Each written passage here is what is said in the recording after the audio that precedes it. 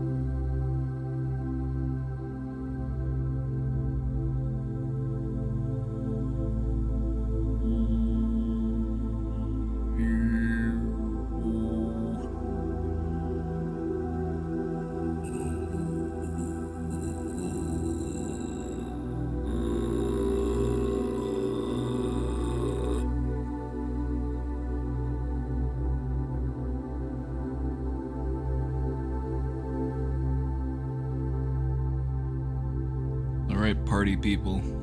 It's time. We're here. We're in it.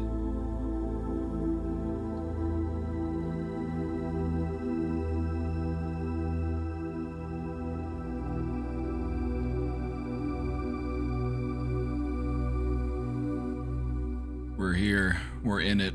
We're gonna do the thing. We're here. We're gonna do the thing. Skeeter Bug, you're having a good day? I'm glad. Any day that you have a good day is a good day for me. Family drama is still a drama? Oh. Yeah, it sounds like your family's working through something at the moment. My brother isn't on speaking terms with our mom. I'm trying my best to keep the peace, but my mom doesn't think she did anything wrong and refuses to apologize. It's actually been stressful. Here's the thing about apologizing that I wish more people understood. You don't have to apologize in a way that, like, okay, let me start over. Whenever you offer someone an apology, that's not the same thing as admitting that you did anything wrong. You can apologize for the confusion. You can apologize for the situation getting out of hand. You can apologize for the frustration.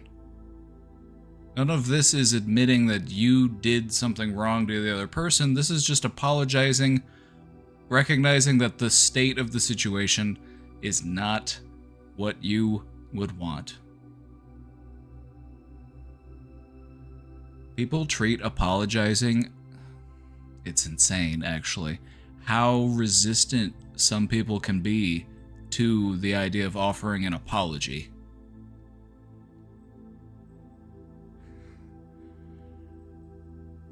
Sometimes it feels like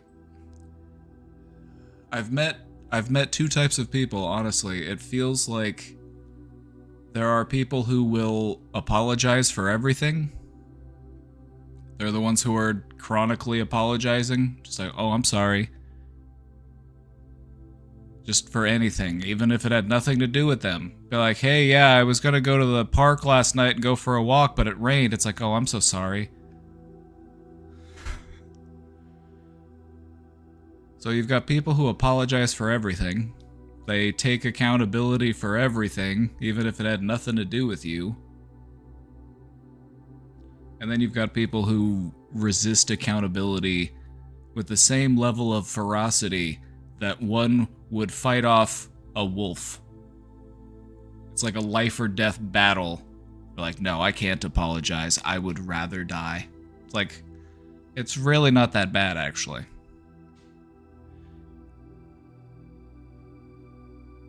I found myself apologizing a lot lately, and I know it's not my fault or issue. Okay, so here's the thing. If you... So we identified two types of apologizers. If you're the over-apologizer, you're probably making up for somebody else's lack of apologies.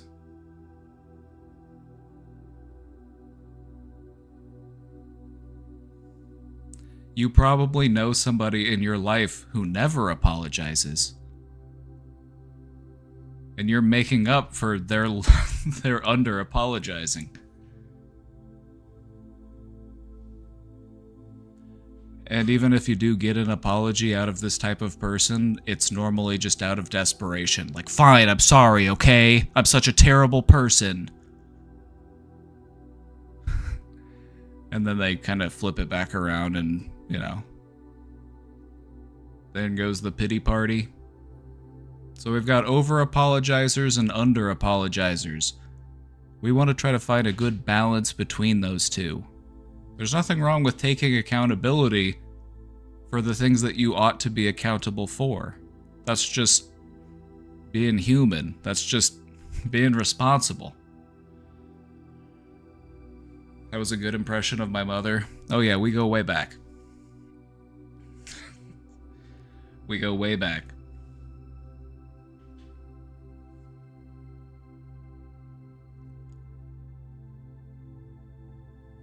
Does that make sense? If you are an over-apologizer, you're probably related to an under-apologizer. Or maybe you work for one. You know one in some capacity, I'm sure. I just feel like...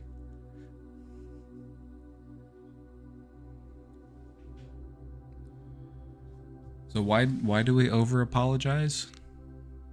Because we're trying to bring back the peace. We're trying to be a peacemaker. There's nothing wrong with being a peacemaker. There's nothing wrong with being a peacemaker. But assuming accountability for things that you had nothing to do with, apologizing for everything, you're protecting someone else's peace at the expense of your own peace.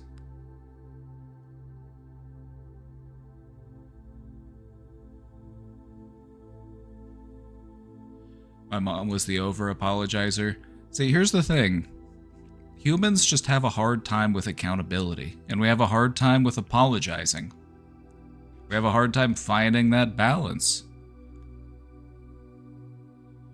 The thing about an over-apologizer is that the word just stops meaning anything after a while. You know, if you're just apologizing for everything, then what does an apology actually mean?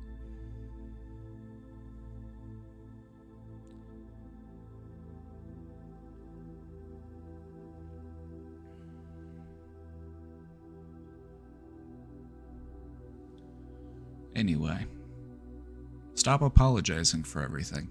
That's what I want you to take away from this. It's not your water to carry.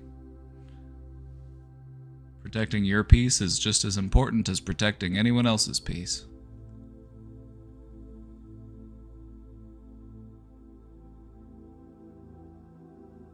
If you protect your peace, you are better suited to protect the peace of others. And so, by protecting your own peace, you're not just serving yourself. It's not selfish to do that. Because we need you at your best so that you can offer the best help.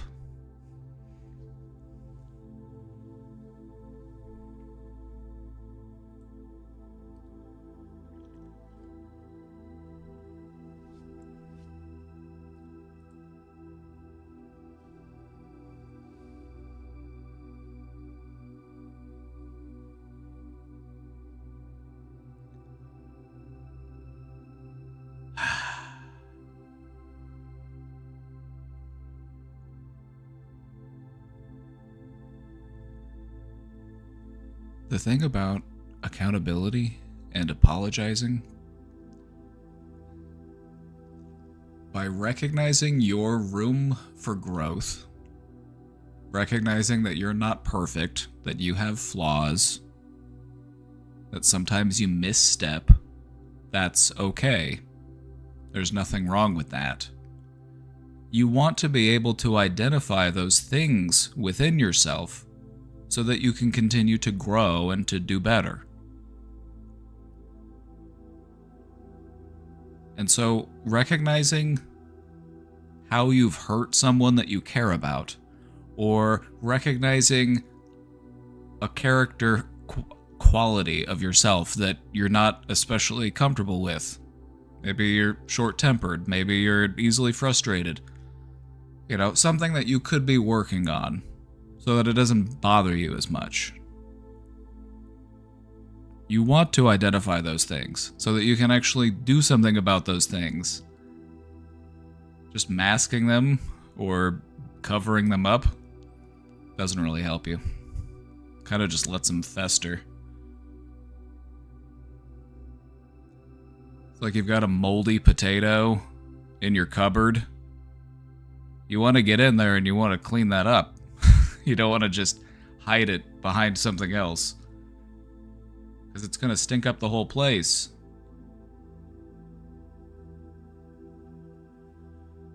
I really wanted to apologize for the family drama, but I've been holding my tongue because I know I'm not at fault here. You aren't at fault here, but you do seem to be your family's peacemaker.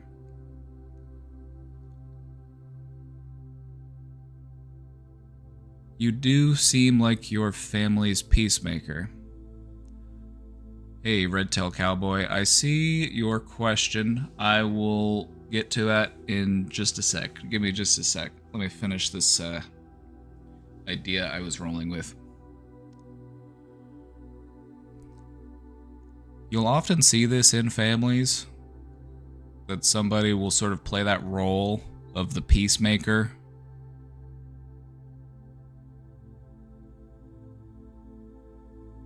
You know, in my family, my sister has often been a peacemaker. She's the one who, you know, tries to stay on good terms with everybody.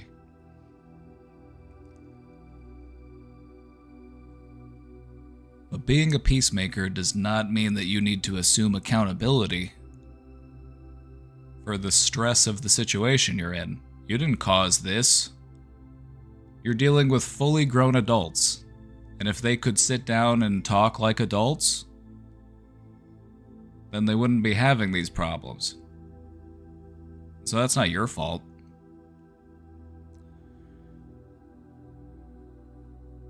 My parents made me the peacemaker through their separation and divorce. Shout out to all the kids of divorced parents who had to listen to both of their parents complain about each other.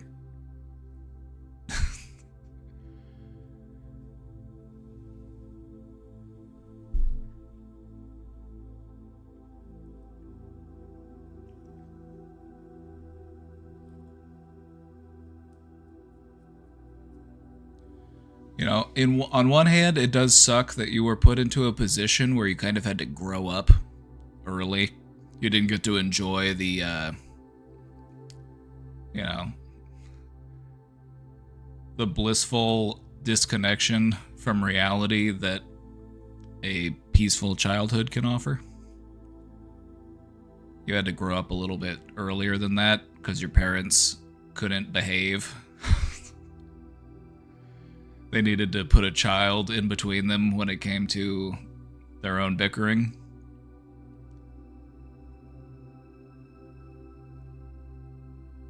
So you grew up early.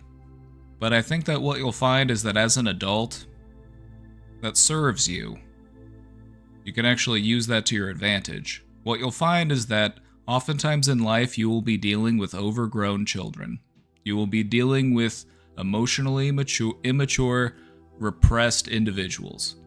They are walking amongst us. People who just never wanted to grow up, and it was always everybody else's fault.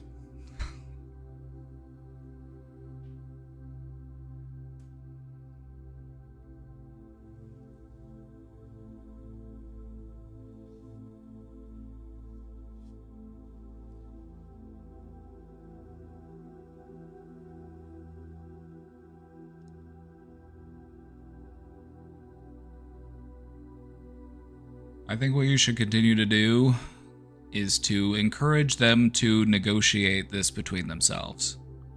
It's also important that everybody recognizes that nobody's perfect. And so if you're not willing to recognize that for the sake of maintaining a relationship with your child, it's like, grow the fuck up. Honestly. Your parent brought you into this world against your will, by the way. They should be apologizing to you. Like, hey, I'm sorry. I'm sorry that I subjected you to the human condition against your will. I'm sorry that I brought you into a world where, you're going to be exploited for your labor. You're not going to get health care. If you want education, you're going to have to go into debt. If you get sick, say goodbye to your house. Sorry I did that to you. I feel like parents should be apologizing more, actually. Sorry for subjecting you to all this.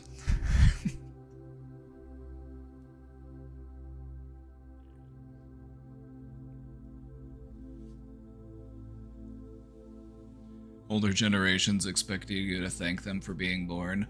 Well, what it is they remember life being fun.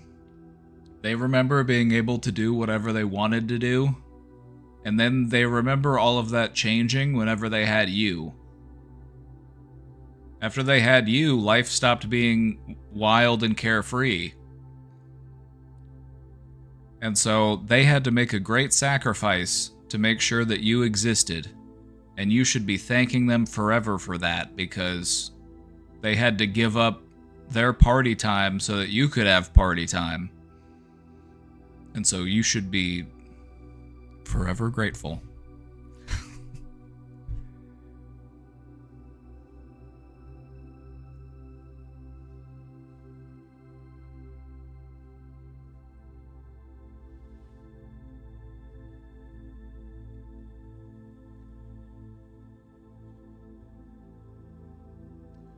To circle back around to Red Tail Cowboy's question, do you know anything about self-harm and quitting it?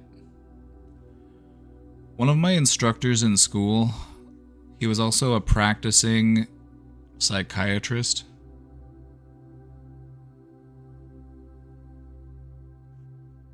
He was a cool guy, one of my favorite professors. And one of the groups of the population that he often worked with were like adolescents and teenagers.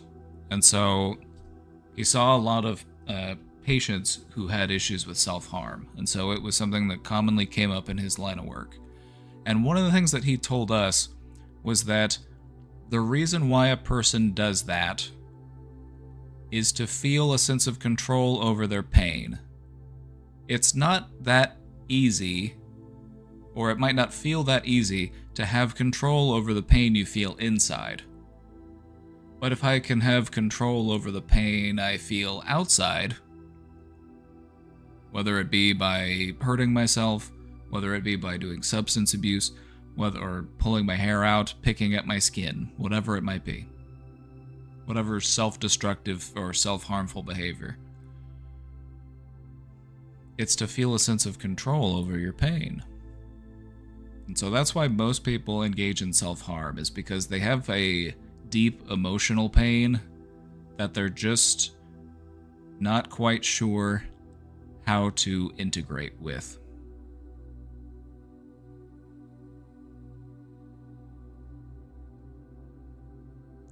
Whenever your body feels pain, it will release endorphins as a way of counteracting the pain signal.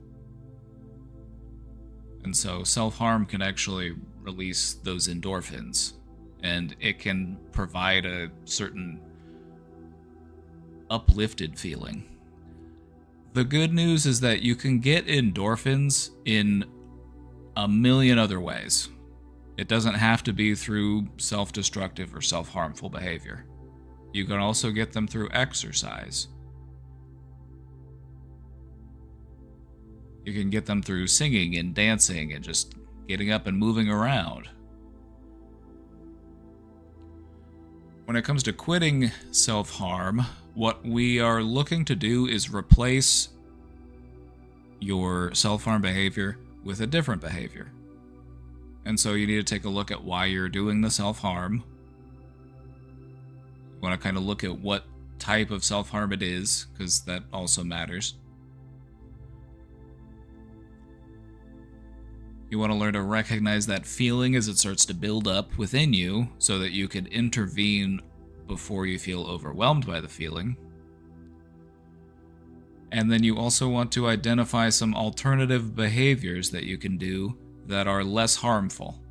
And so, for some people, like, let me give an example. Let's say that a person is harming themselves and they're, it's pretty physical, like they're using like a blade and they're like cutting their skin. An example of how a person would intervene with that is to develop a new behavior that achieves a similar result but isn't as destructive. So we're kind of looking at it from a harm reduction standpoint. Instead of, actually cutting yourself, flick yourself with a rubber band, or, pinch yourself or hold an ice cube or something like that. Something that it's still painful, but it's not going to leave a mark. It's not going to leave a scar. It might leave a mark. It might leave a bruise. But it's not going to actually, cause blood or anything like that. Just something that will still release those endorphins, but it won't be disfiguring. And so that's one way that they'll do it, is you kind of just essentially wean yourself off of it by doing something else instead. And then over time, you just continue to work on those alternative coping skills so that you're able to replace that endorphin-seeking behavior, which is ultimately what it really is it's just your body is looking for relief from pain, and so it needs those endorphins, and so it seeks them out. So we try to replace it with some healthier endorphin-seeking behaviors.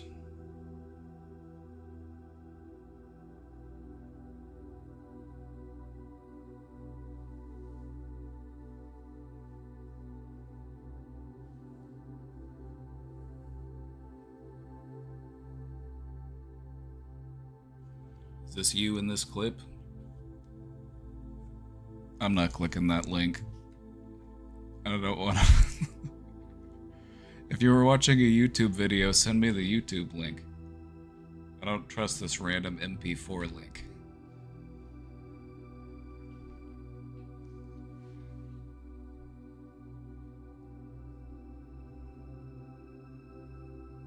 But no, it probably wasn't me. If you thought you saw me, no you didn't. It wasn't me. You must have me confused for somebody else. I'm gonna switch the music up.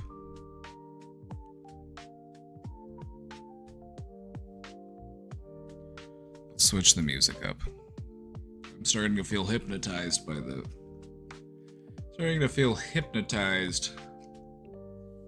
meditation tones.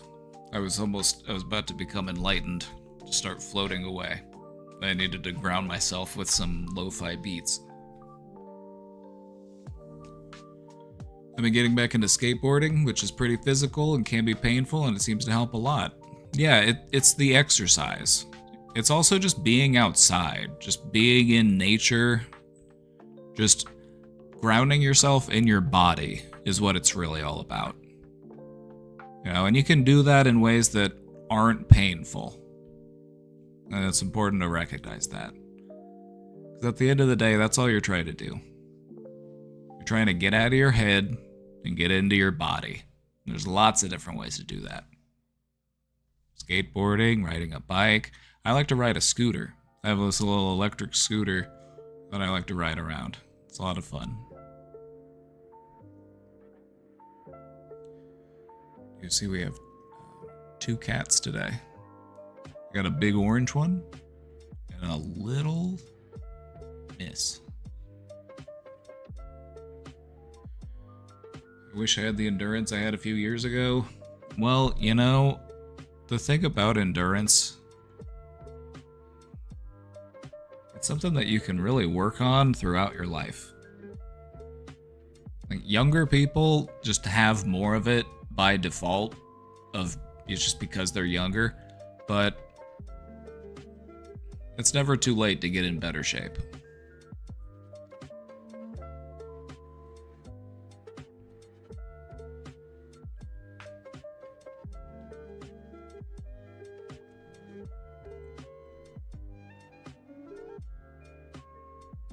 We're getting close to 7,000 questions. We're at 6,906.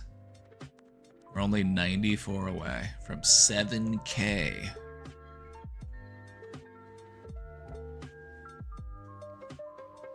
What do I do with the question box after we get to 10,000 questions? Do I just keep going?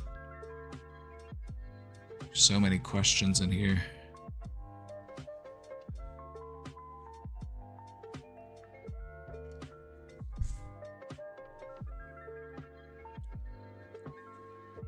Speaking of scooter ride, that's where I found this hat.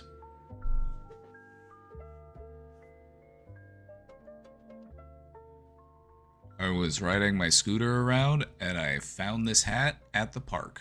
And I said, I'm taking that. It's my size.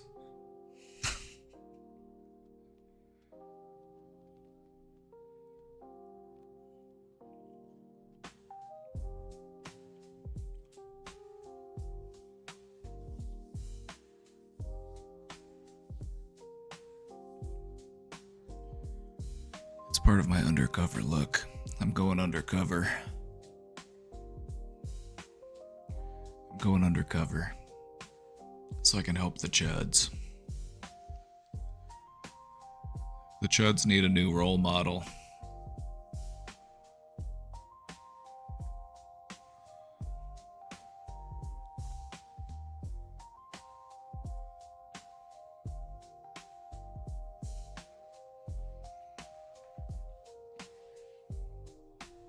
They need a new streamer who wears a white t-shirt.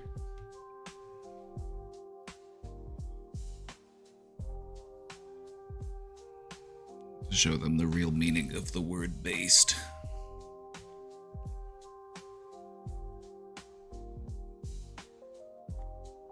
Yeah, this is some trucking company that's like it's somewhere in the area. I don't know I looked him up when I found this hat, and I was like, oh, they apparently ship like gravel and asphalt and rocks and stuff. I'm like,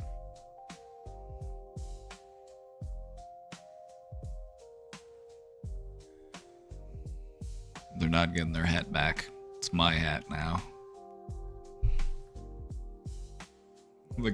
The person whose hat it was, they're like, I saw you on stream.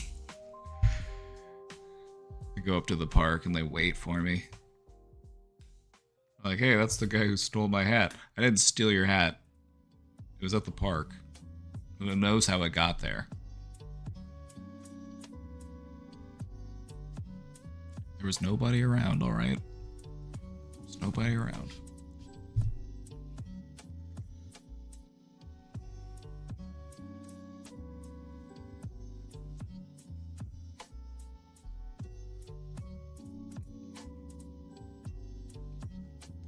But no, when I wear stuff like this around town, it makes me feel like I'm wearing camouflage.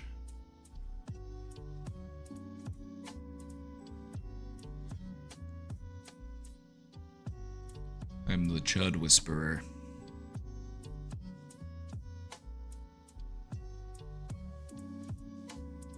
It's a cause I've always felt passionate about, because I feel there is a distinct lack of good male role models on the internet.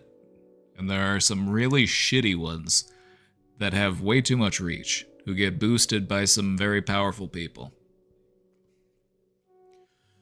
Which, you know, makes your conspiratorial brain itch a little bit, makes you wonder why they're the ones getting platformed.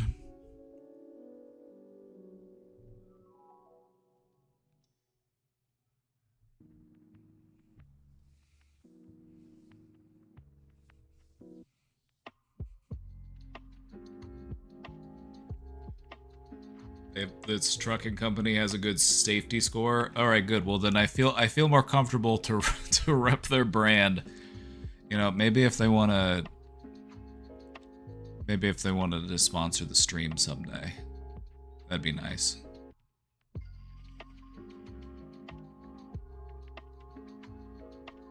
That'd be fun to wear branded hats.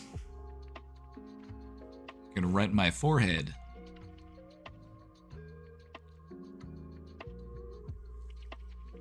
Got some questions in the box.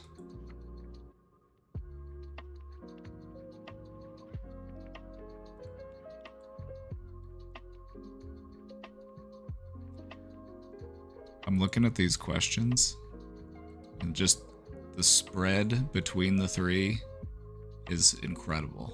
I love this third question. It's very existential, and we'll work up to it. It's going to be a very philosophical, heady kind of question, so that's fun. We'll work our way up to it. But first, let's check this one out.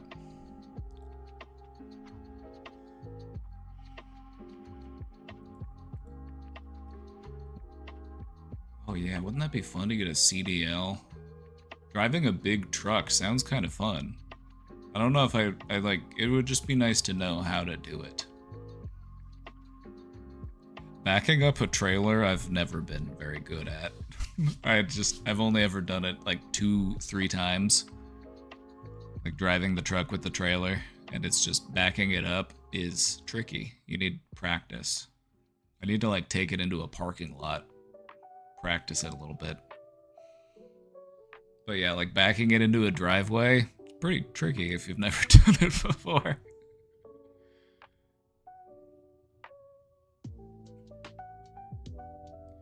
Alright, let's check out this question. What is a good way to deal with the fatigue that comes with taking antidepressants and antipsychotics? That is a good question. The unfortunate side effect of a lot of medications is fatigue. Just kind of zonks you out. Some medications, that's almost by design. Like with some antipsychotics, like trazodone. I don't know if is trazodone an antipsychotic? It might be. I forget. Don't quote me on that. Depakote. There's a lot of these like antipsychotic medications where they have a very hefty like sedative effect. And that's because that's by design. They want that side effect because that makes your symptoms easier to deal with if you're a sleepyhead. Seroquel, that's a big one. How did I forget Seroquel? When I was working in the field, Seroquel was so commonly prescribed. It's the one that they'll like start people off on. If you're just getting into the game, that's one of the ones they'll start you off on. And they have this like starter pack for Seroquel where you take like a little bitty pill at first and then you work your way up to the full dose because it does just make you very sweepy.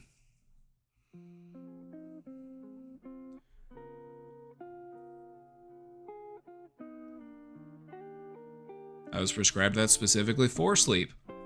Case in point. It's often prescribed to people for sleep. You'll see Seroquel prescribed to people, and then they'll tell people to take it at different times, depending on what they want the effect to be. One of the things about those types of medications, and this is going to be something that you're going to want to talk to your doctor about, because I'm not a doctor. I'm not going to give you medical advice, but I will help you navigate talking to your doctor. I can give you some stuff to ask your doctor, because that is one of the things I used to do in the field. I would sit in with clients at a doctor's appointment and help like advocate for them and ask questions so that they could navigate their medications and their symptoms better. And one of the things that they would do with medications that would have a drowsy effect, they would just kind of change the time of day that you take it. And this doesn't ring true for every medication, but for some medications what they would do is, let's say that you're going to take Seroquel, instead of taking it in the morning, or instead of taking it in the evening, take it right before you go to bed. And then when you wake up, you'll still feel the effects of it, but you won't have as much drowsiness. And so that's just like one way that you can kind of navigate the drowsiness effect, is by switching up what time of the day you take the medication. And that's something that you'd want to talk to your doctor about, because they'll help you with those types of questions with the specific medications you're taking. There are also some medications that don't have that level of like fatigue and drowsiness as a side effect. There are other medications that are better about that.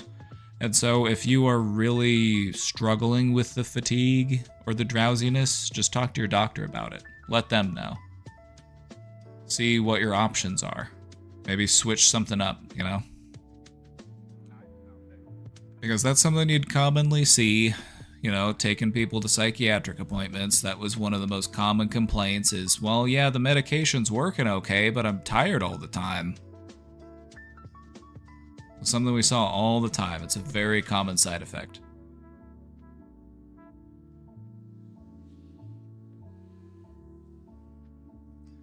Also, why do they never tell you, yeah, you're not going to feel sad, but you won't feel happy either?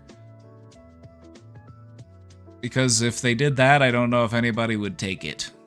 I mean, some people would probably still take it, but, you know, they don't want to discourage people from trying medications, especially if those medications could be helpful to them. But yeah, that is something that you see as a common side effect of medications, is it just kind of flattens your mood. Normally, you might have lower lows and higher highs, and the medication kind of compresses that emotional range. For some people, it gets very flat. There are some types of medication that cause symptoms that make people have what is known as a flat affect. And this is when a person does not convey any emotion through their expression. They speak very plainly. If you were to ask them, "Are you having fun?" they would say, "Oh yes, this has been so much fun. Thank you for inviting me to this water park."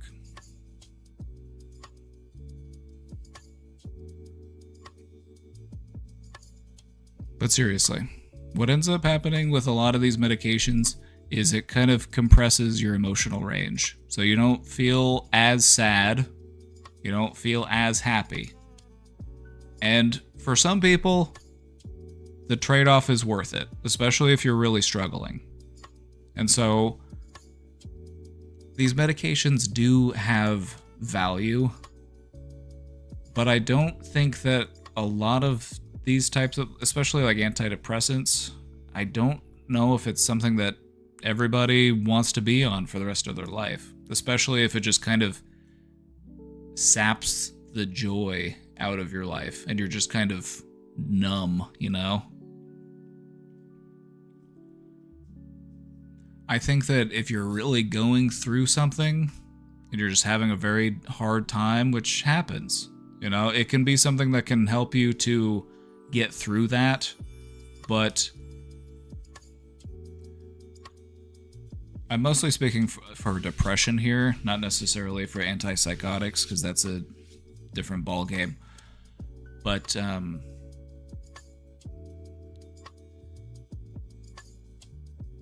the point of taking antidepressants is that it makes it easier for you to do the work that you need to do to make your life more resistant to depression. And that could be by changing the way that you think, changing the way that you navigate your day, changing your social relationships, changing your hygiene habits, taking better care of yourself. That's what it's all about. It's about building up resistance to those depressive forces. A lot of people are made to feel like you are depressed because your brain is broken. Your brain doesn't work right. Your brain doesn't make enough of the feel-good juice, and so you need to take a pill so that your brain releases more of the feel-good juice. In reality, anyone who is aware enough of social pressures, anyone who's aware enough of systemic issues, you would feel depressed just by looking out at the state of the world and seeing homelessness, war, famine. There's still slavery going on, for fuck's sake. Like, yeah, looking out at the world, it's depressing.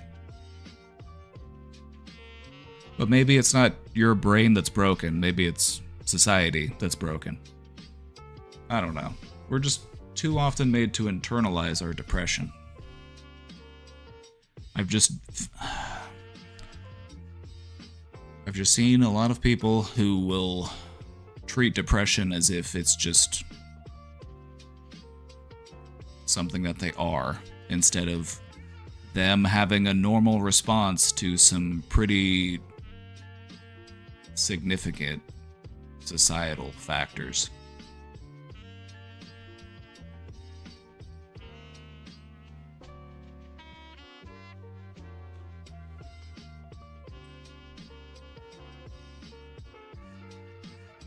I don't know, I feel like a lot of psychiatric medications are there to just help you build yourself back up, so that eventually you won't need to take them anymore. You know, you make sure that the foundation is there, you make sure that the structure is secure, your mental structure.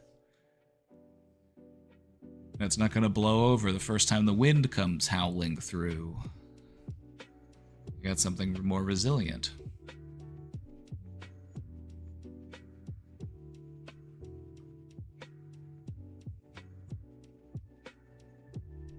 Hey, y'all. Howdy, brother. Hi, Papa.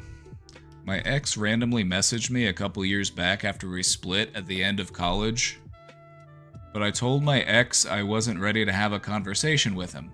Fast forward to now, I told my BF, who I've been in a great relationship for 8 years, that I would reach out to my ex to see if things were okay, and my boyfriend was very supportive of the decision.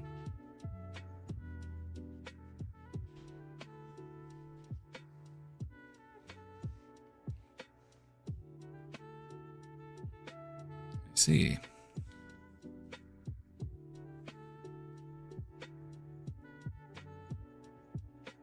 Well, that's nice of your boyfriend to do. Because I could see a lot of boyfriends being like, what? Why?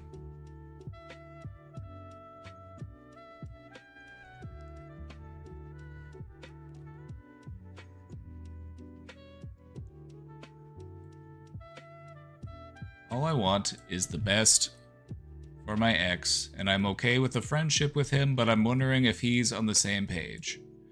Here's the thing. You can want all the best for somebody and not have any type of relationship with them at all.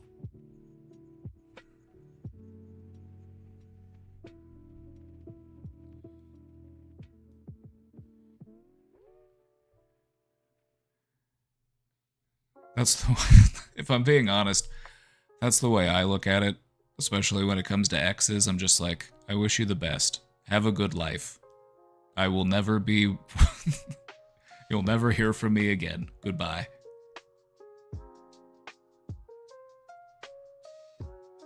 I want the best for my ex, and that's exactly why I don't talk to her. See, that's... right? Like... yeah, precisely. Like, I want all the best for you, so I'm gonna leave you alone. Good luck out there.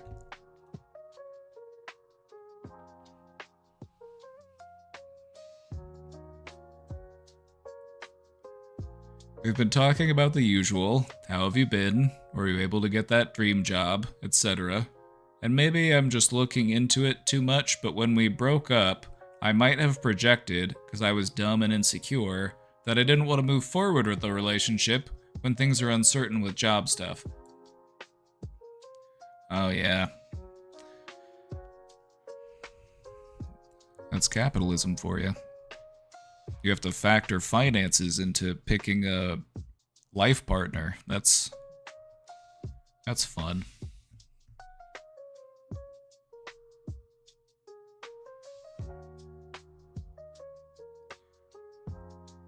Both he and I wanted to pursue jobs that didn't bring in money, and because of my more spoiled upbringing, I was scared of not having the same luxuries I had in the past.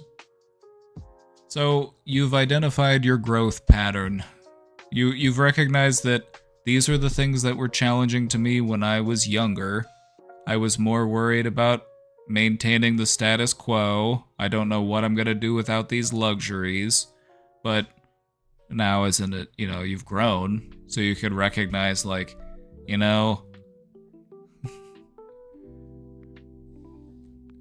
maybe I don't need all that extra. Maybe the things that bring me real joy are the things that are free.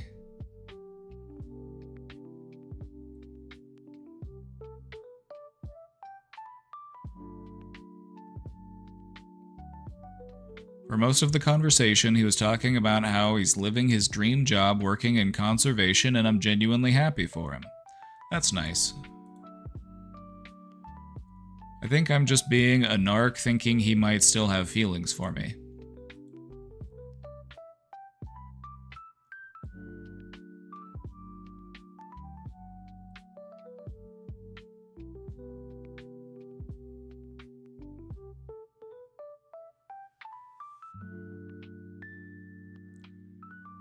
Here's the thing.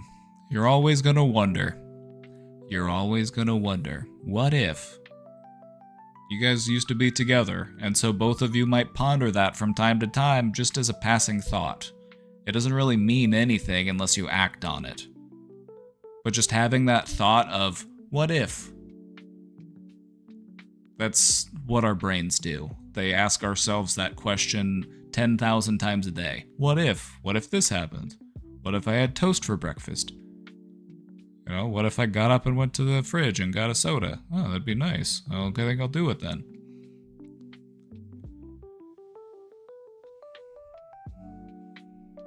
Both of you will be pondering that question just as a byproduct of having a human brain.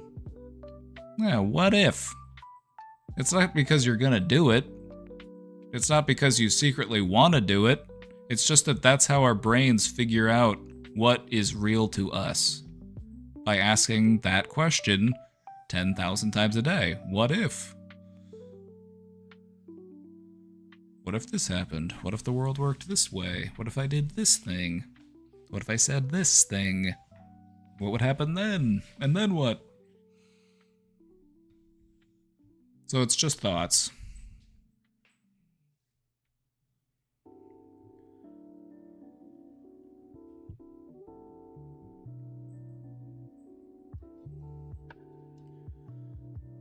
Also, thinking that somebody is into you is not the most narcissistic thing in the world.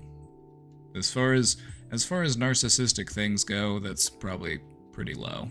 Just thinking that people are into you, that's fine. To be honest, it's taking me a hard time to write this because I'm deeply ashamed at how I treated others in the past, and I know I'm a different person now, but man, it hurts to look back.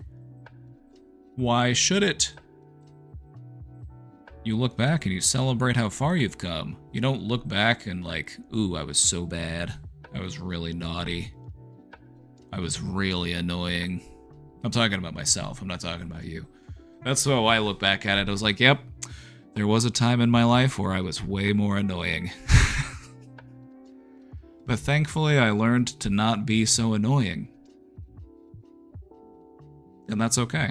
That's worthy of celebrating. You don't need to continue to punish yourself today for who you used to be, because who you used to be became who you are today. And that took awareness, and that took work. That took work.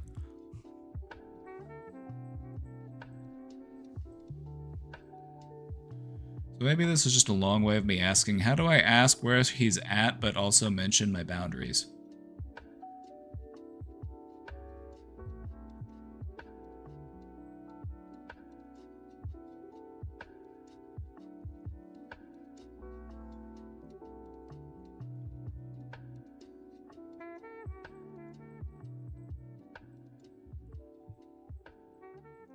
I think the safest thing to do is to just keep it surface level.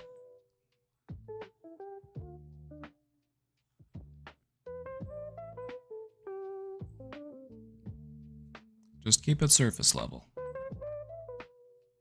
It takes a lot of time and energy to explore emotions with someone else. And so if you spend too much time and energy exploring emotions with someone from your past, it might cause frustrations with your current partner. I don't know. I'm just speculating.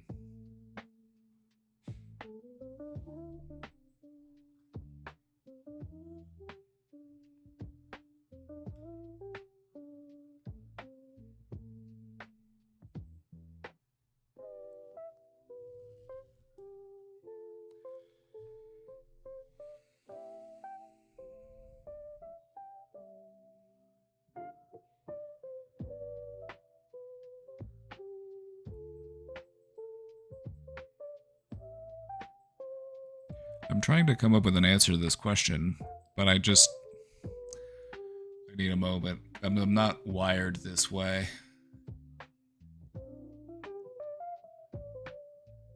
So I'm having to step outside myself for a moment. Because this is just something I could never see myself doing. So I'm like, how would a person do this? I would say just keep it very straightforward. And if he does anything that indicates that he's crossing a line, correct it immediately. Don't play into it.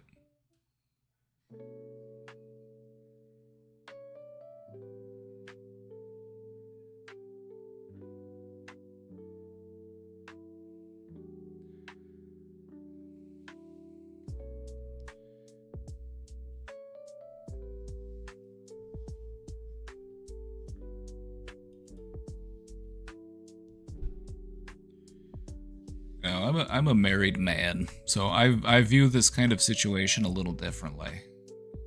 That's kind of why I'm having a hard time putting myself in this position. Because the way I see it is, why would I've only got so much time, right? I've only got so much time, I've only got so much energy. If I'm gonna take that time and energy and invest it in somebody from my past, instead of investing it in the person that I'm with right now, like, what am I doing? That's just the way I look at it. And I'm not saying it's right or wrong to do what you're doing.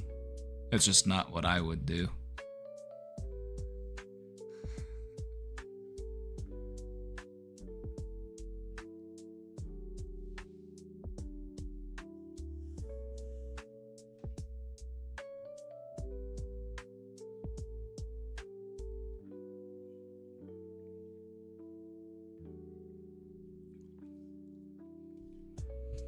I feel like you got your answer about what you wanted to know.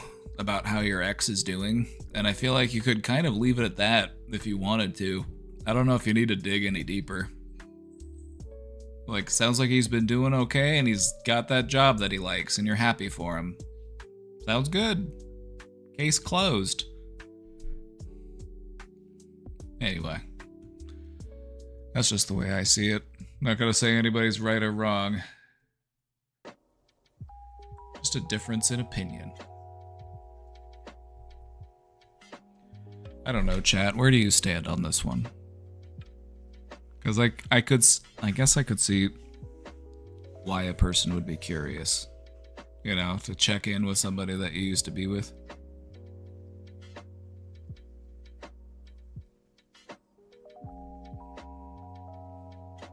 I just don't feel like I have enough time in the day. You know, that would take time and energy that I just don't have. There's other stuff that I'd rather be doing.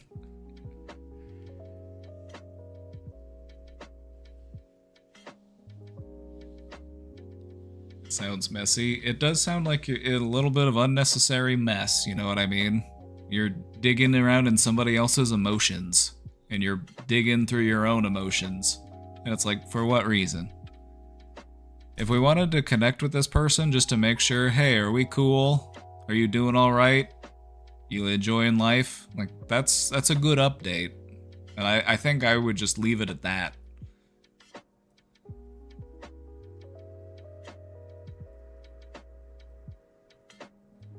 Because if I can understand why, well, I don't know, maybe I should just drop it. Because I'm trying to look at this from the perspective, you said your boyfriend was supportive, and I'm trying to look at it from their perspective. But again, I'm superimposing my own opinion onto it, so feel free to tell me I'm wrong. But I feel like being supportive of this, it depends on what did he think. How did he think this was going to play out? What came to mind when you said I was just going to reach out and see if things are okay? To me, I think I would just be like, yeah, that's like, okay, you reached out, everything's okay, they're enjoying their life, okay. But then if you're like still talking to him, still, exploring emotions and feelings together, it's just like, okay, that's a different scenario. So I don't know.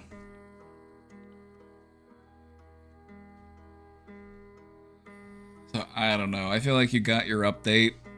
Maybe just leave it at that. Instead of digging up bones. That's just how I feel.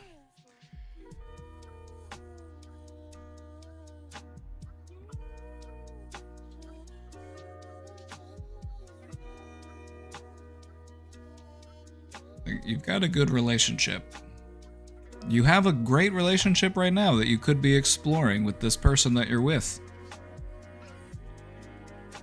So why do we need to take our limited time and energy and explore the emotions of a different relationship from somebody from the past? That's the way I kind of look at it.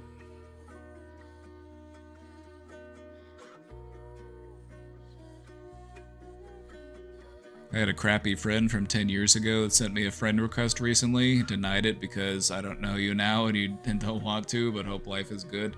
Yeah, it's like, it's okay to recognize that you've outgrown somebody. It's okay to recognize, like, I don't want to hang out with them anymore. I don't really want to talk to them, but I don't wish ill will upon them. I hope they're doing okay.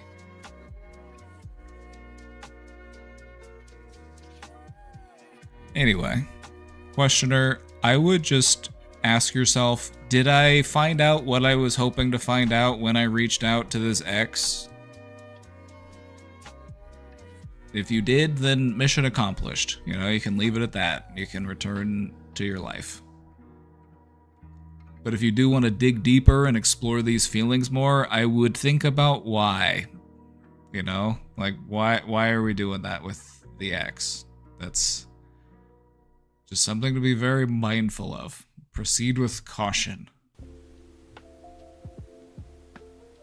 You wouldn't want to risk doing any unnecessary harm to your current relationship because of hard feelings that you're bringing up from a past relationship.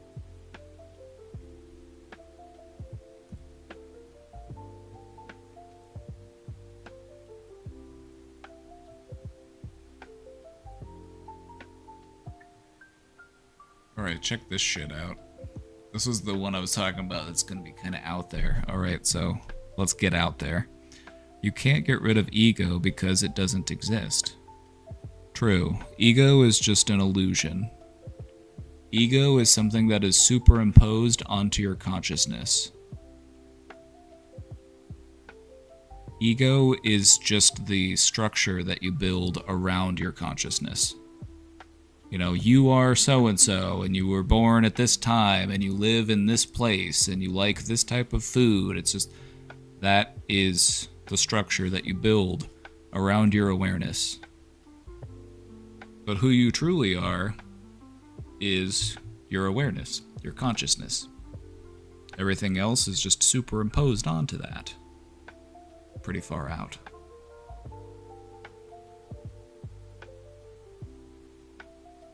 It's a sense of self that is formed by fleeting thoughts. True, but it's also formed by our nerve impulses. The ego is more than just your thoughts. It's also all of the feelings that we associate with being a tangible being. You know, the way it feels to be sitting where you're sitting right now. That contributes to the sense of self as well. All of that sensory information that's being processed by your brain. I can have a thought that says, I'm John and I'm 30 years old living in New York. Sounds fun. Hopefully you're not paying too much on rent.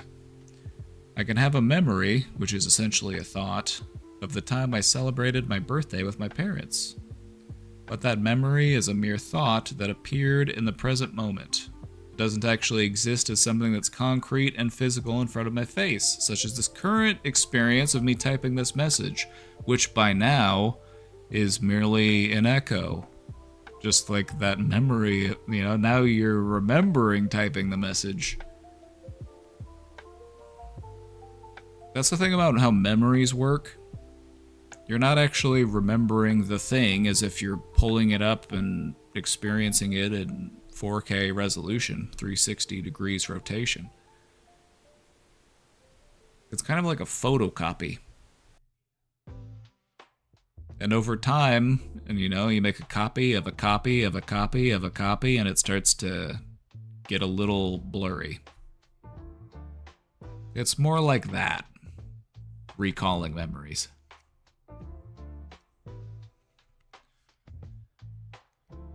Did it happen if no one remembers?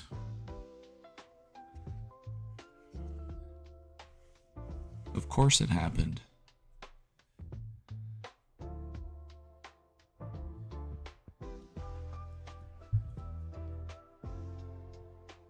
The trees remember. Maybe your DNA memories. Maybe the memories are encoded in your DNA. Now here's my question. Without a single thought right now, who or what am I? Wouldn't it be like complete amnesia? Like, what the fuck, who am I? Oh my god, questioner, this is great news. You know what this means? You're like this close to enlightenment. You're so close. Ooh, you're very close. That's exciting. All of my enlightened chatters already know. All of the enlightened chatters, they already know.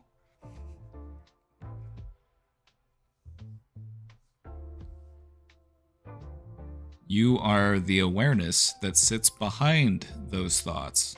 You are the part of you that is aware that all of this is happening. That detached observer. That is your consciousness. That is your awareness. And when you shed away your ego, which is all of the material conditions, including thoughts are a material thing because they are the result of an electrical signal sent through your brain, so it does have a physical manifestation. Anyway, you are the awareness. You are that observer that's aware that all of these things are happening. And when you shed the ego, you're able to free up that awareness, because that awareness is often distracted by the ego. Oh, what should I eat today? What should I say to this person? How do I feel about this thing that happened? All of these things that are distractions from that sense of self, that awareness. And when you free yourself from the ego, your consciousness is able to reflect back onto itself and expand. You turn your consciousness onto itself. You become aware of your own awareness. And you will allow it to unfold.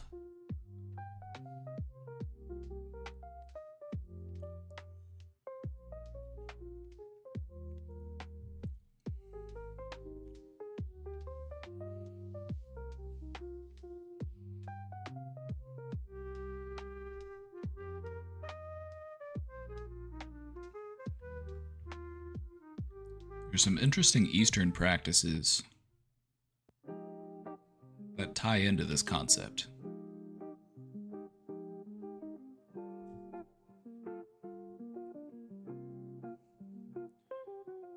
Tapping into that essence, whatever it might be. Your consciousness, however you want to define it. If you were to ask a Hindu, that would be the Atman. I'd say, actually, we're all just God's dream. You know, we are all a part of God, but he's asleep.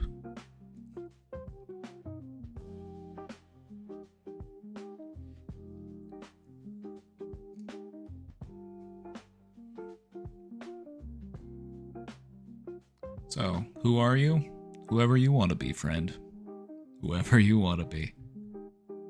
Try to pick something good. Try to be nice. That's a good choice. What type of person do you want to be? Do you want to be friendly? Do you want to be patient?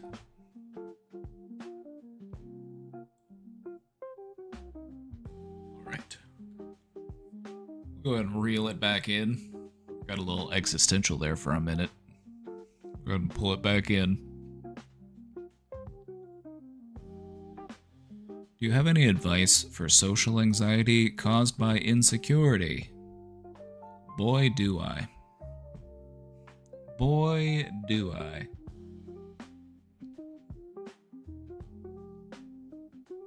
Oh, I got a YouTube chat. Hold on. Let me check this out. What do you think about when we have lost everything, we are free to do anything? That ties back into kind of what we were talking about earlier. You know, you see this in a lot of Eastern practices, just the idea of finding peace through detachment. The things that you own you. You know, we're always having our awareness pulled onto different things, you know, physical sensations, thoughts, feelings, all these little distractions. When you free yourself of all distraction, that's when you get to find out who you truly are. Something cool. A glowing little ball of light.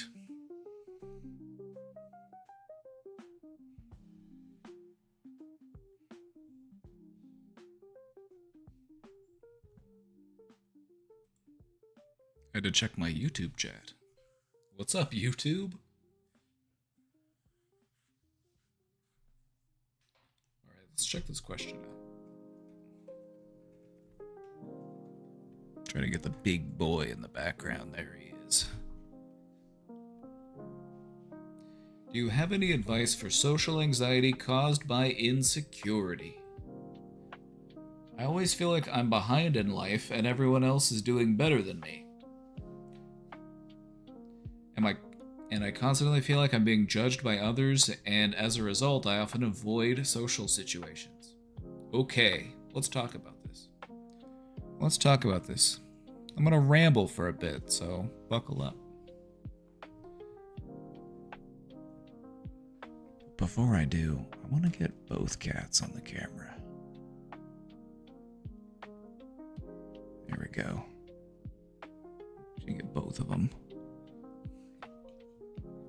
There we go.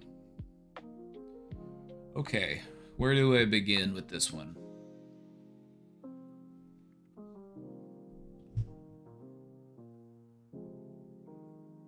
A lot of our insecurities result from errors in our thinking. And I don't want you to feel bad for having errors in your thinking, because everybody has errors in their thinking. I've never met a perfect thinker. Have you? You ever met a perfect thinker? Probably not. Everybody has errors in their thinking. And so that's good to know, because if it's just errors in our thinking that we're dealing with, then who has the power to do anything about that? You do. Nobody has the power to amend errors in your thinking like you do. So you have the power here. So, where to begin? A realization that I had as far as being fearful of others judging us. Let's take a step back from that for a second. Let's take a look at this real quick. If you go out in public and you are concerned that everyone else is judging you, isn't that you judging everyone else? You're assuming that everyone else is judgmental of you. That everyone else has nothing better to do, nothing more to think about than you. Now, I'm just trying to point out the error. Surely not everybody cares about me that much, right? Surely not everybody is that judgmental. Will some people be judgmental? Sure, because people can be judgmental, but what can you do about it? You're not gonna let them tell you how to live your life just because they don't like your outfit or they don't think you're funny.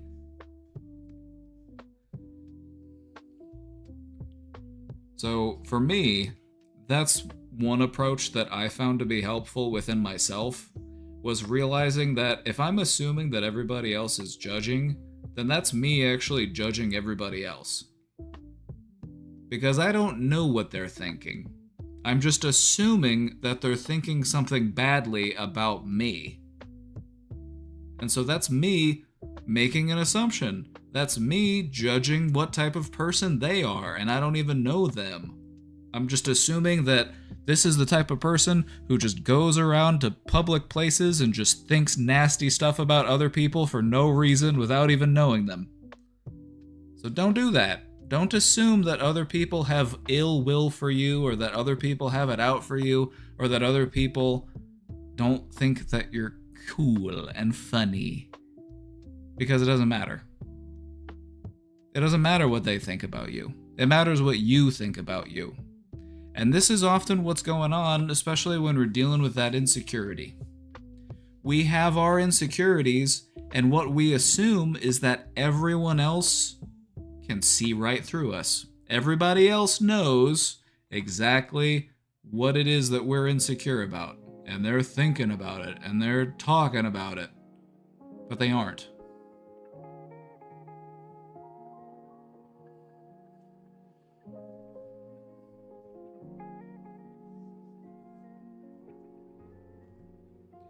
What if I'm right?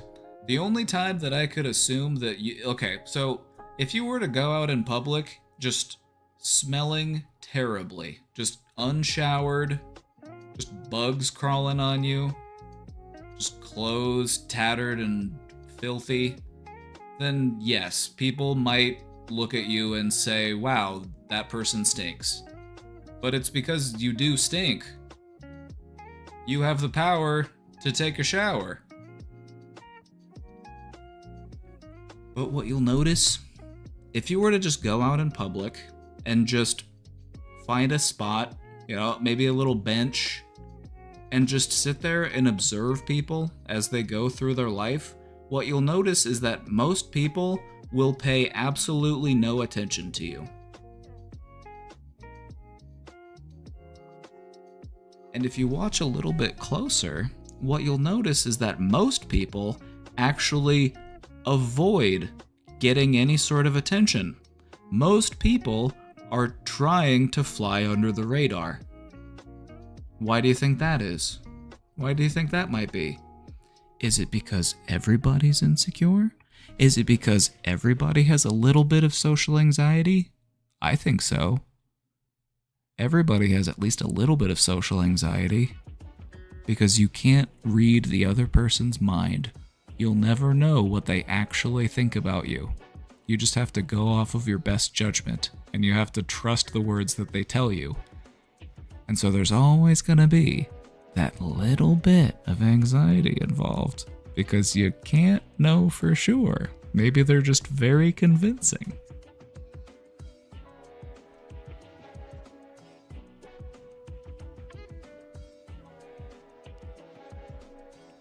What really helped me to realize that nobody pays any attention to you is going out in public in weird costumes. Casey and I have done this on several occasions. She does it all the time. She's a master at it. But what you'll notice is that most people will try to ignore you, even if you're out in public wearing an embarrassing costume. Most people will actively try to avoid acknowledging your existence.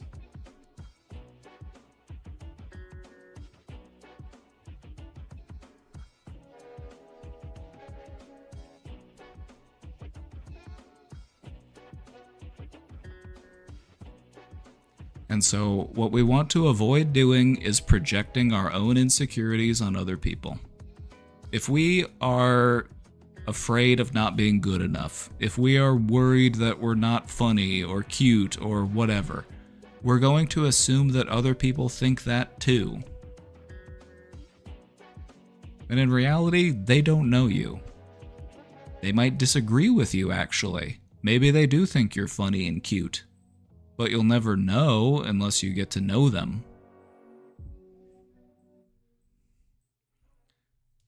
And so the thing about social anxiety that if there's anything that you really take away from this, it's that if you isolate yourself because of social anxiety, that's just going to make the social anxiety worse. It's not actually going to help it. It's just going to make it even harder to step outside. And you deserve to have friends. You deserve to have good relationships. You deserve to have people that can celebrate your existence.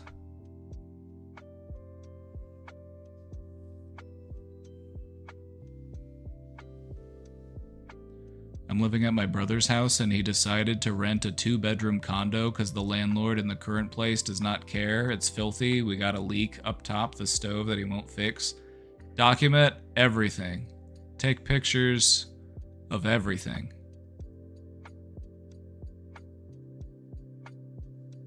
Can't play around with these shady landlords.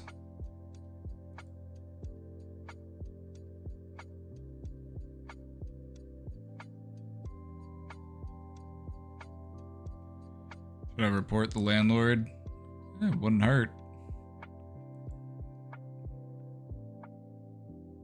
I support reporting crappy landlords.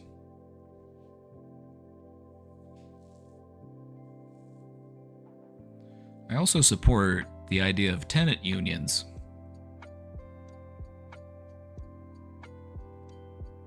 I support the idea of a tenant union. For example, if there's like an apartment complex or a housing thing, the tenants coming together and forming a union. If there are things that aren't being fixed, if the property isn't being upkept to a certain standard, then everybody stops paying rent.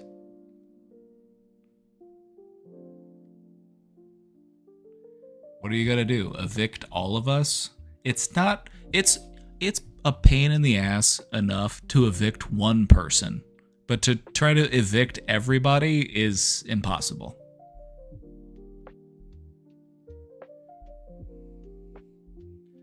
I support tenant unions. I feel like if we're gonna live in a world where landlords exist, then the people who live in those places need the power of collective bargaining.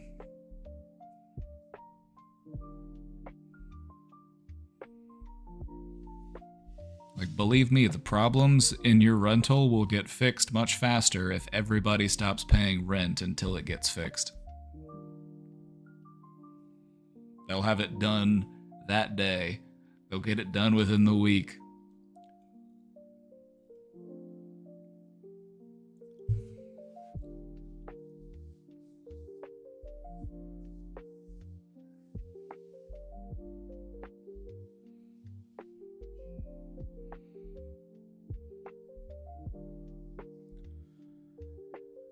Social anxiety.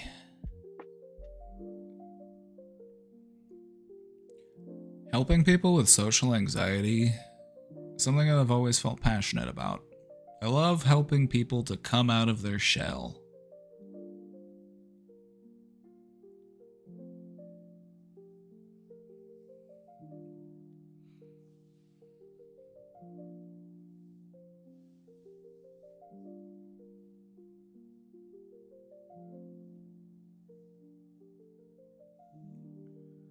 I can relate to this question. I kind of have imposter syndrome in social situations.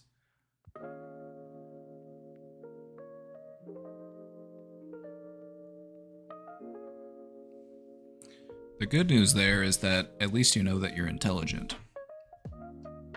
You have to be a certain level of intelligent to even have imposter syndrome.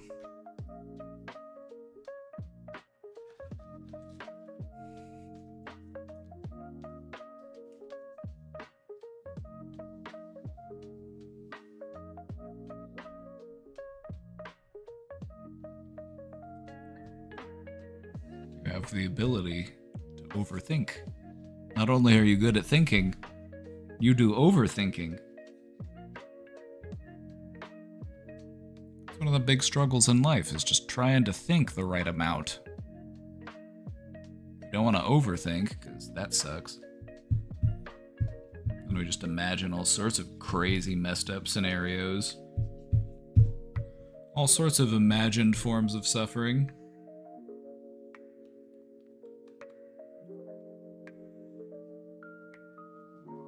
I would like to think no amount. There are some things that are good to think about. Like, think about how much this person is going to like this gift that you got them. Or how happy you made them by showing up and helping them with something. Or how much fun you're gonna have when you go on that camping trip. The thing about thinking is that it can be really fun. You just gotta know how to have fun. That's the real skill. Spend a lot of time focused on how to survive, how to navigate this life, how to not bump into any walls or step on any Lego.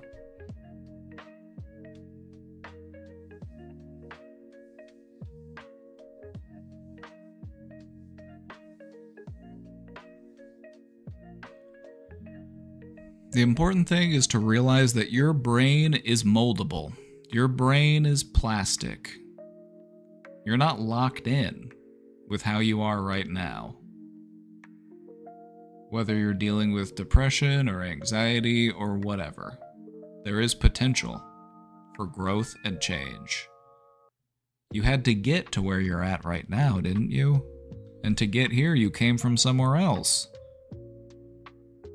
And so you're not going to be stuck here forever, unless you want to be.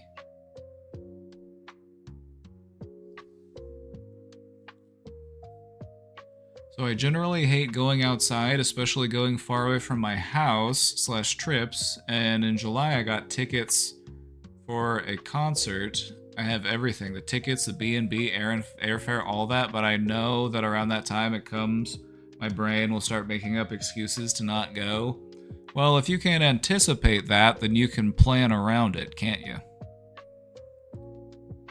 You're expecting the resistance. The resistance doesn't have to win. You anticipate friction, but it doesn't have to stop you. Think about how much fun you're gonna have. Think about what could go right instead of what could go wrong.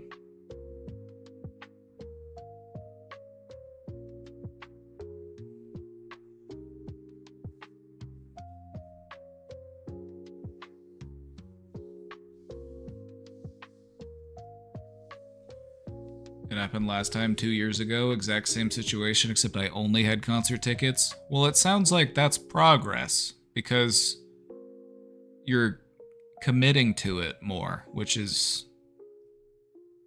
that's what it's all about. You just need to commit, instead of giving yourself the easy out.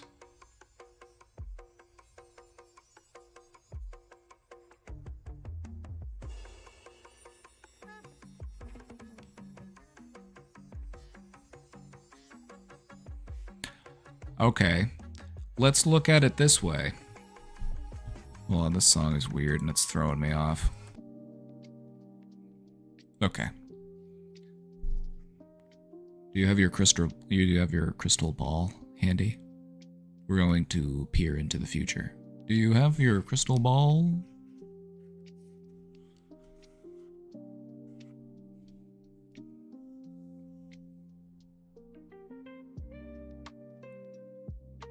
Got it? Okay, good. All right, so here's what you're gonna do. Visualize you coming home after going. Let's say that you did go, and you just got home. How do you feel?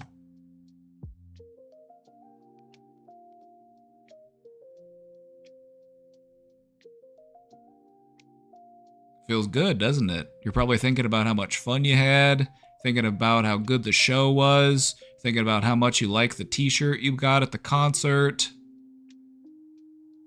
And you're probably thinking about how that wasn't as bad as you thought it was going to be. It was actually really, really fun. Sometimes when you're preparing for a difficult event, it helps to look beyond the event. How would it feel if I succeeded? Because just trying to convince yourself with, I'll have so much fun, it's not going to be that bad, you're still focused on the lead up. But think about how you'll feel where you're at right now, just at a different point in time. And the reason why you do that is because it's easier to envision, it's easier to imagine that, because you're at home right now. So you're thinking about how would I feel if I went and then came back and I'm where I'm at right now. It's a lot harder to envision how you'll feel if it's in a different situation. Does that make sense? So trying to convince yourself that it's going to be a lot of fun, it's going to be so much fun, I'm going to feel so good, it doesn't really work when you're trying to imagine that happening in a different situation, because you have so much of your processing power is going to be taken up by trying to imagine what that situation would be like. So you're envisioning, how would I feel if I came back and was successful? I'd probably feel pretty proud of myself. I would have, I'd probably feel a sense of accomplishment, right? So that's what you want to try to focus on, because that is going to be the easier selling point than trying to sell yourself on the idea of, I'm going to have so much fun while I'm there. It's like, anyway, just a little trick. That makes sense? Just a little trick. This kind of ties back to the question we had. If you're trying to let's say you're trying to work on your social anxiety and you set a goal for yourself, and your goal is, okay, I'm going to go to the store and I'm going to smile at anybody that I make eye contact with. I'm going to give them a friendly smile. Or, if I see an employee, I'm going to say, hi. I'm going to say, have a good day. Instead of imagining yourself doing that, imagine yourself having returned from doing that. So you're in the same place physically, you're back home. It's easier for our brains to envision that because we don't have to calculate all those other variables of like, well, what's the store going to be like? What's going to happen is?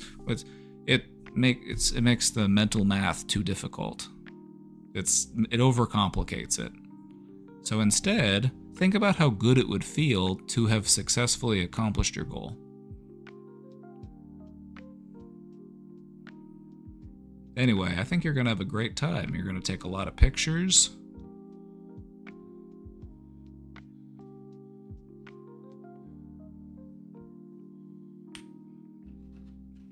I'll let you know my t-shirt size.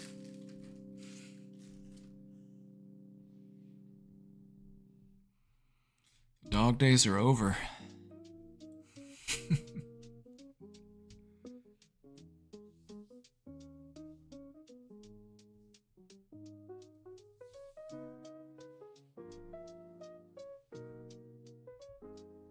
Even chat, there's so many ways to practice overcoming social anxiety.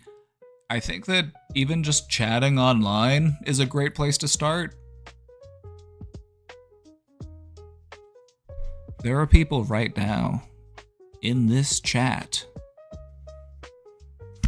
and I'm not trying to call them out, but I'm going to call them out for a second. But there is such a thing as chat anxiety.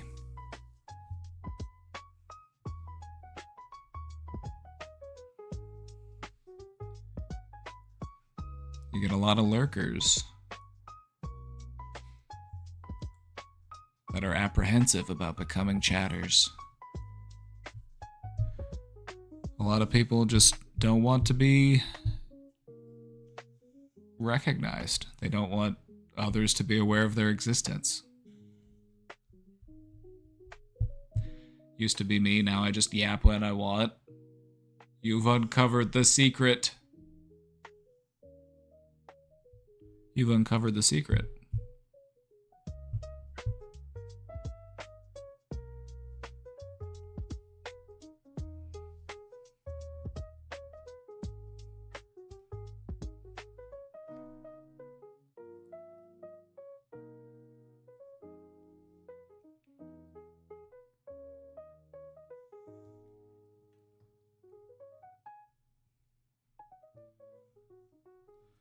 A lot of people suffer from social anxiety. A lot of people have a hard time dealing with it, but it's totally treatable. It's something that you have the power to do something about. So set a small goal for yourself and work up to it. Maybe you could do something simple. Go up to a coffee shop, get a cup of coffee.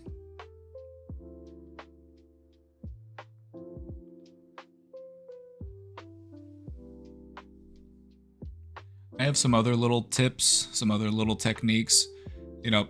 Overcoming social anxiety, it's something you do step by step. So set a small little goal for yourself. I'm going to go out, and you can even work this into your normal routine. You don't have to go out of your way to take an extra trip to go do this. Just do it in the process of doing other stuff. Shopping for groceries, going to work, whatever.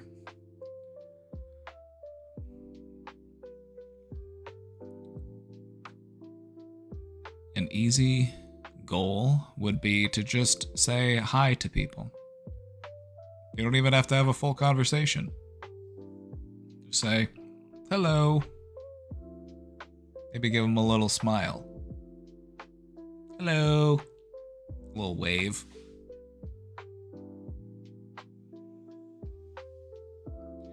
Here's another one. I love your t-shirt.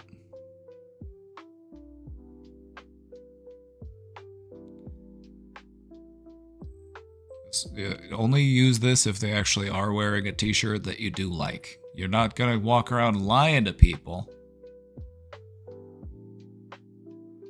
You're not gonna walk around lying to people. That's not what we're doing. You're gonna go out and you're gonna look at people's t-shirts and you're gonna find one that you like and you're gonna say, "Hey, I like your t-shirt." And they'll say, "Thanks. I got it from such and such." And you'll say, "Oh, cool. You have a good day." And they'll say, "Thanks, you too."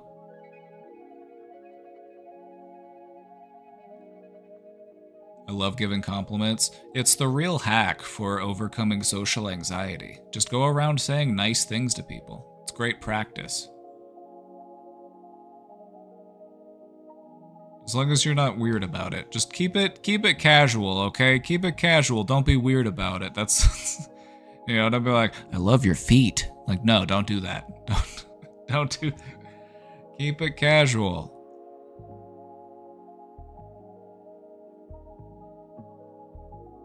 Nice shoes. That's better.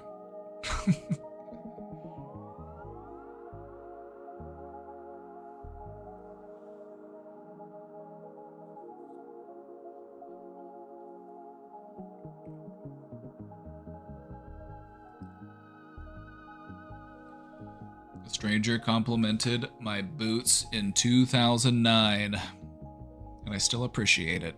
Then just imagine your power if you were to do that to others.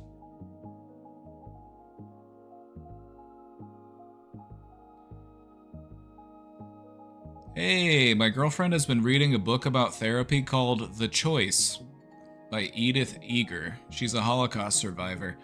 When I was the first time, I read through it with my mind before I read it with my mouth, and in my mind I was like, "Your girlfriend's a Holocaust survivor? How old is she?" But then I realized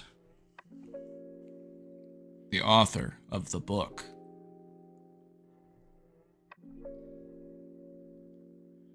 And it says that people have a conscious choice to make on how one reacts to a given event, such as choosing to hold on to hope or choosing not to bring wrath onto others. It's kind of Stoicism core, which I don't necessarily agree with as a philosophy. You have any opinions on Stoicism? Stoicism isn't a bad philosophy, okay? It's not. The problem with Stoicism is that chuds made it cringe. That's the problem with Stoicism. They use Stoicism to reinforce like patriarchal virtues and shit. It's cringe. It's cringe. It is. They use it to justify toxic behaviors. We're like, "I don't need to let anybody change me and I do what I want to do because I'm a stoic." That's not what Stoicism is. Stoicism is all about recognizing the things in your life that you have control over. You have control over how you respond to things. You have control over how you engage with others. You don't have control over others. You don't have control over the environment. You have control over how you respond to those things. And that's valuable. It is. But I totally get the apprehensiveness around Stoicism because chuds have made it very cringe. It made it seem like they confuse Stoicism for like red pill masculinity. It's not, though. That's not what it's about.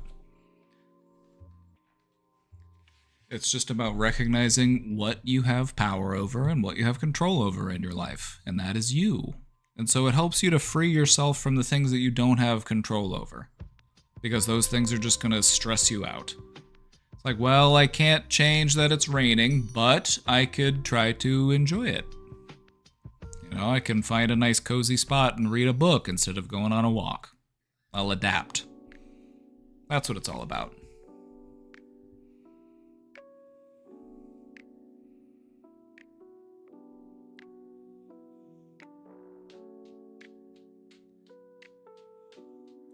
But no, that's the thing about like Stoicism. Stoicism as a concept or as a philosophy, it's pretty straightforward. And that's why it appeals so much to like chuds, is because it makes sense. It's easy to digest, but they don't actually properly get it because They try to take it and use it for the wrong purposes.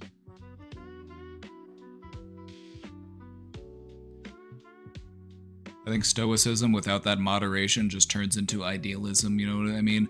Yeah, I hear you.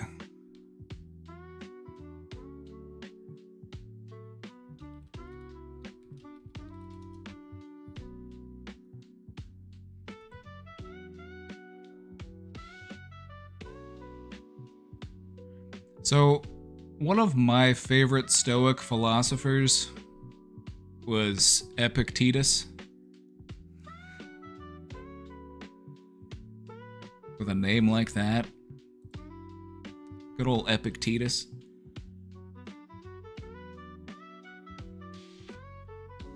He's got some real banger quotes.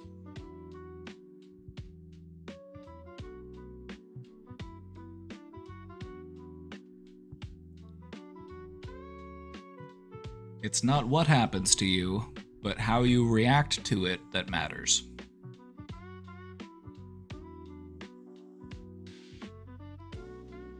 You know, let's tie this into the conversation we were having earlier about social anxiety.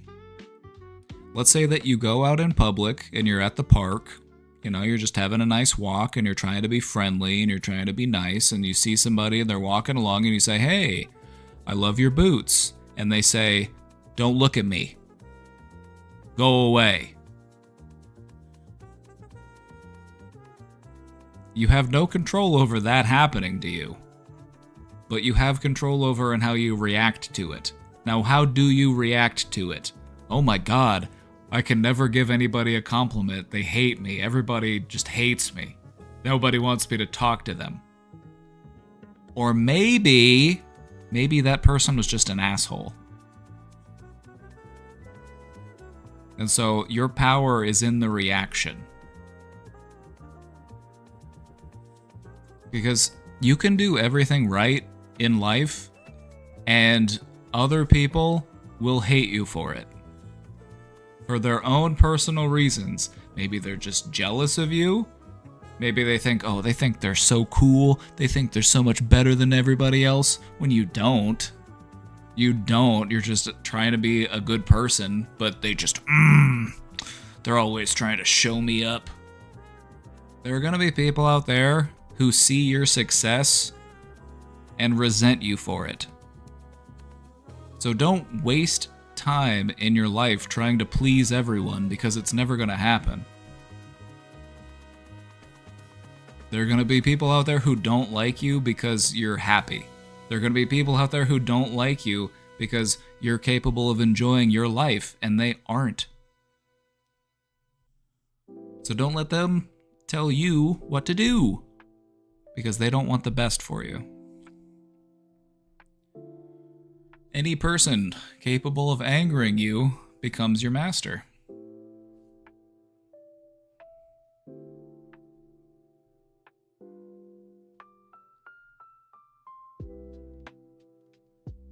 Happiness and freedom begin with a clear understanding of one principle. Some things are within our control, and some things are not. It is only after you have faced up to this fundamental rule and learned to distinguish between what you can and can't control that inner tranquility and outer effectiveness become possible.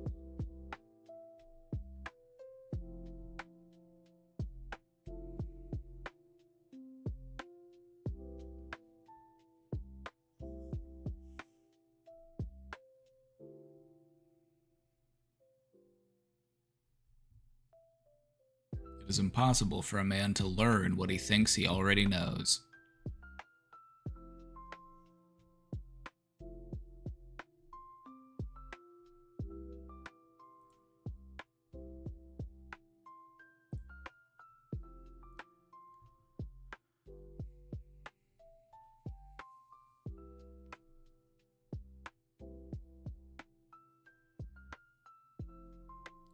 A girl in high school said she hated me because I was fake. I honestly think she had a crush on my brother, and back then he talked shit about me all the time, but it's something I can't forget. You don't need to forget it. You can change how you feel about it. You can change how you respond to it.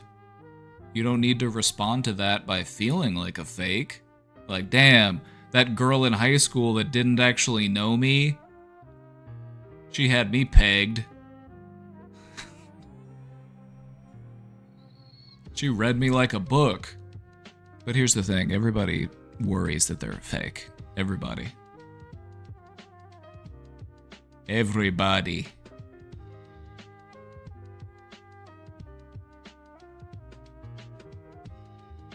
It's called being human.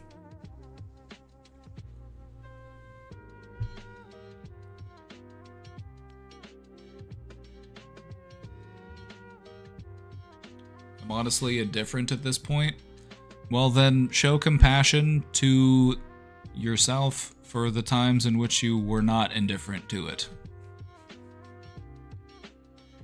Extend some awareness and compassion to yourself. It doesn't bother me now, but I understand why it did bother me then. And I'm not going to feel bad about letting it bother me. I understand myself.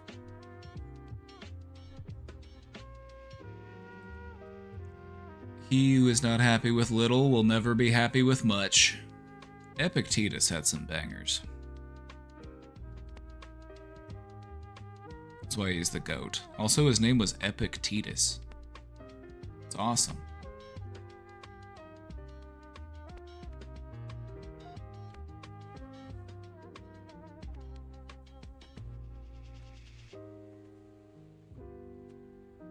Be a great cat name. I think you're right.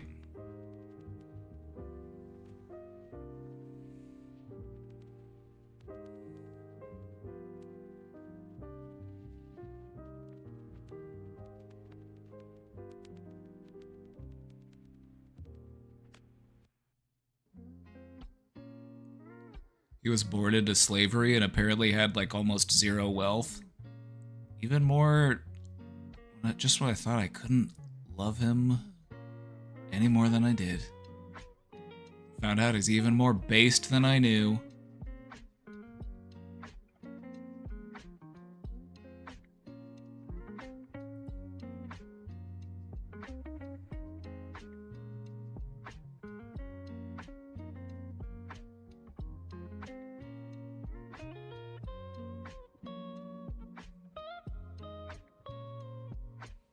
His younger brother, Basic Titus.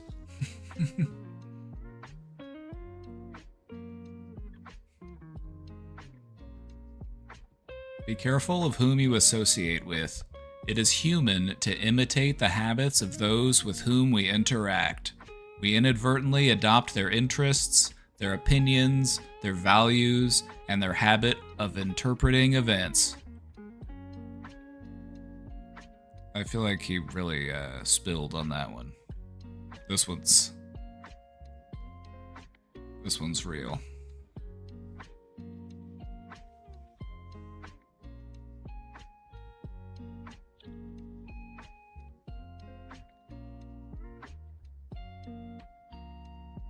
Basic. It was a layup.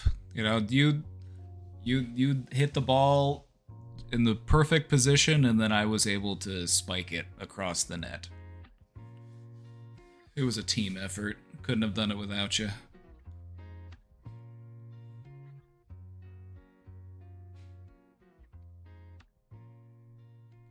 I've done that before about most of my childhood trauma. I mean, being okay with how I felt about something, but changing the feeling without forcing myself to forget.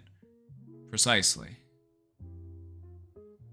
One of the things that people will do is they will spend, because this is natural and human to do, we spend time thinking about the past, we spend time revisiting trauma or feeling some type of way about it.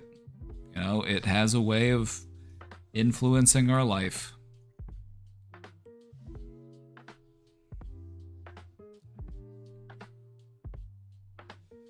And an important part of healing is realizing that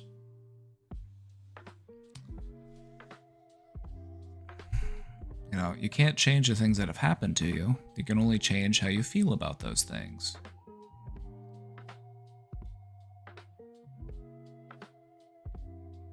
So if you have things that have been occupying your mind, you have things that have been sapping away your emotional energy, recognize what those things are and decide what you want to do with them.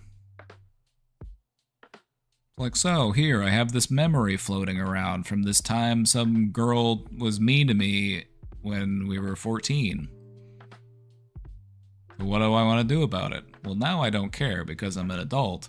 And if a 14-year-old came up to me and called me fake today, I wouldn't give a shit. But you can recognize that you, at 14, it did affect you. You don't have to, rewrite that history. You can just look back at it through a new lens of understanding and compassion for yourself. That's what it's all about. You want to be able to look back at your story with a different set of lenses. And that's why a helpful exercise, there's a helpful exercise that they'll do when people will revisit trauma. And you think about the event. Oftentimes you'll do this with a therapist and you'll talk about the event together. And you intentionally try to view the event from a different angle. Instead of reliving the memory as if I'm watching it from, through my own eyes, I'm going to watch it from a bird's eye view. Or I'll watch it like I'm a camera up in the corner, and I'll look down on the scene. What they've found is that even by doing stuff like that, you're able to change the way that you look at and process that moment. Because instead of it happening to you, it happened to somebody that looked like you. It happened to somebody that was your age. And you're able to express a different level of understanding and compassion and empathy for yourself. It's an important part of healing. It helps you to kind of break out of that loop, because that's what trauma does, is it keeps you kind of stuck in this loop where you feel like part of me is still there. Part of me is still that kid or that teenager. Because you're still trying to process that event as if it's happening right now. And we want to view it as something that did happen. And we want to try to take a step back from it and look at it as something that just happened to a person. So that we can take a less biased view of ourselves.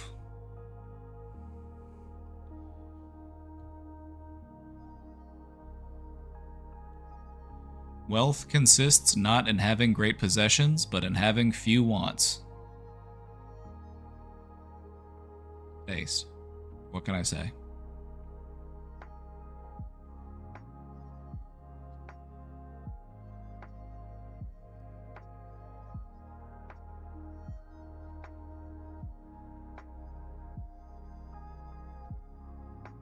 No matter what happens, it is within my power to turn it to my advantage. This is like anime protagonist energy. This is anime protagonist energy in ancient Greece.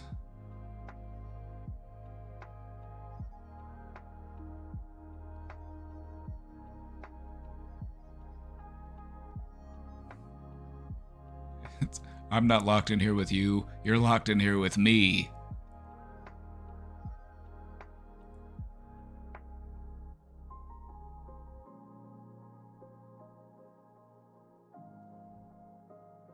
Don't explain your philosophy, embody it.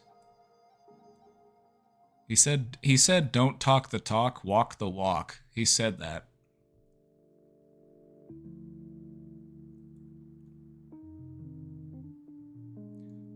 Look, he even had one about social anxiety. They had social anxiety in ancient Greece. Social anxiety has existed throughout all of human history. Don't be concerned with other people's impressions of you. They are dazzled and deluded by appearances. Stick with your purpose. This alone will strengthen your will and give your life coherence.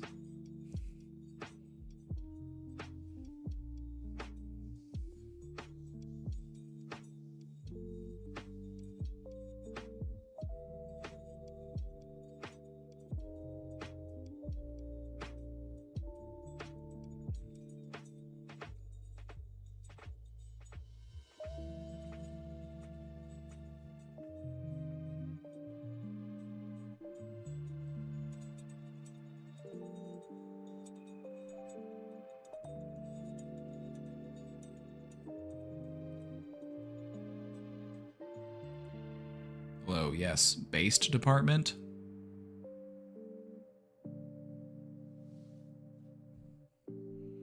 All right, we've got a question in the box. Let's take a look.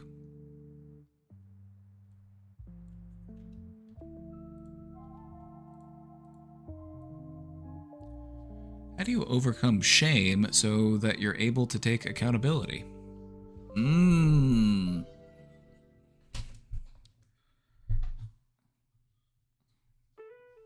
I feel like I'm punishing myself for doing things in the past, but I can't bring myself to say the words because of fear. After working on myself, I feel like I'm slowly able to make my way, owning up to some things I wasn't able to own up to, but there are still things I'm so deeply ashamed about that it's hard to keep with it.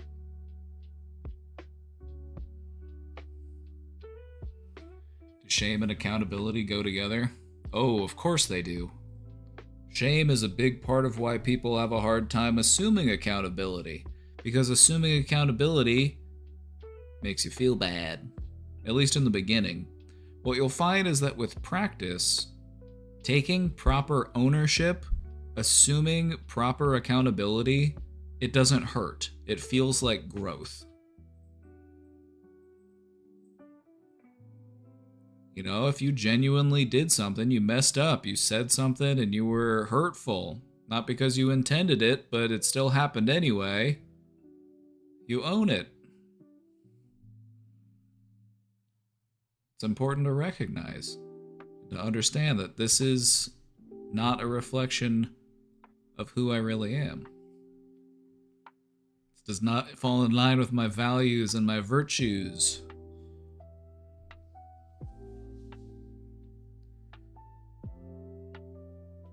I'm curious what the words are. I can't bring myself to say the words because of fear. Say them to yourself, privately, where no one else can hear. It might help to open the door a little bit.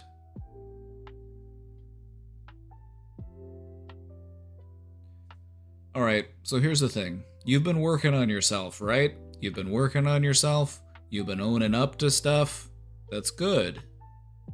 It's important to recognize, though,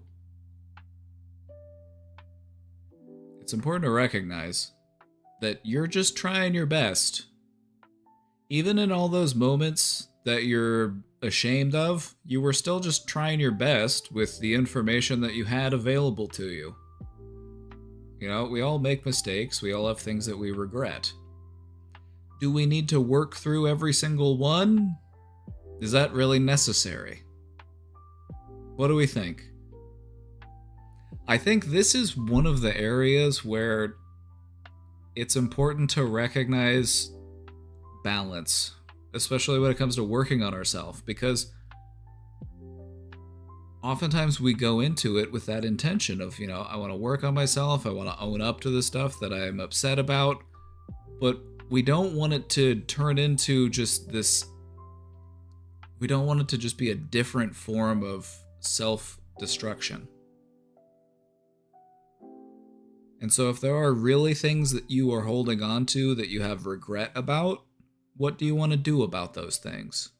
Are there people that you need to make amends with? What do we need to do? Do we just need to recognize that I made a mistake and I'm going to try my best and I'm going to do better?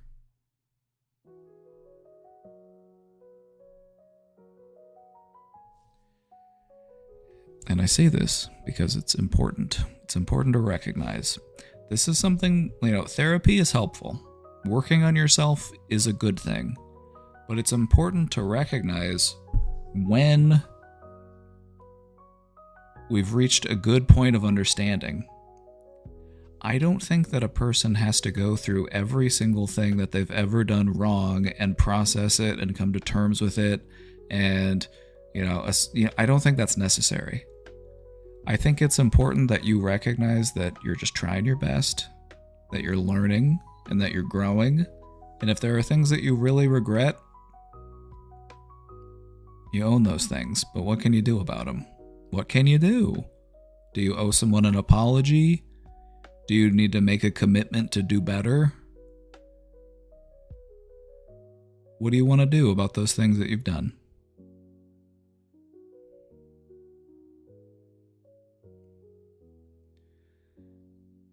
The reason why I'm saying this is because this is something that can happen when we become committed to this process of like self-assessment. Is we start to go over every little thing. I've got to go over every little thing. You know, every mean thing I did as a kid, every time I upset somebody when it'll make you feel really bad about yourself. It'll make you really feel like, wow, I'm just such a bad person. I've had all of these examples of all of the stuff that I've done wrong. How much of that was just you growing up? How much of that was you just being young and dumb and inexperienced?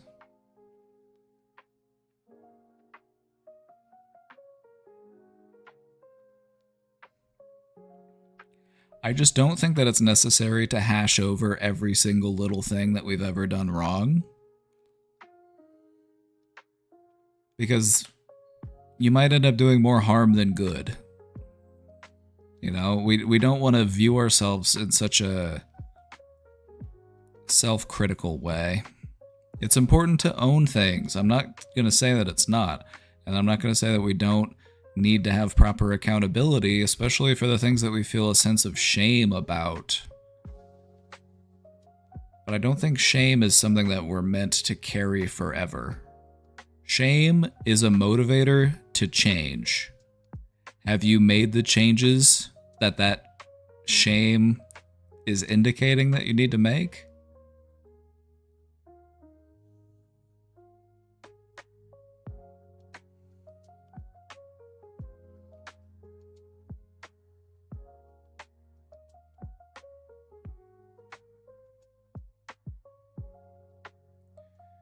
Shame was the tool my mother used to raise me.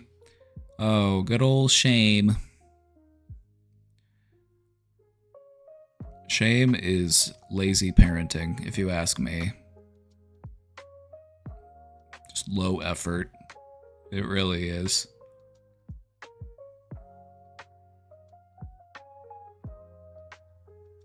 Like, instead of sitting down with you and talking to you so that you understand why you did was wrong, I'm just going to make you feel bad about yourself for doing it. I'm going to just tell you that you're just so selfish and inconsiderate, and I'm going to make you really just feel terrible about who you are as a person. You have severe character flaws because you ate the last cookie out of the cookie jar, you selfish little demon.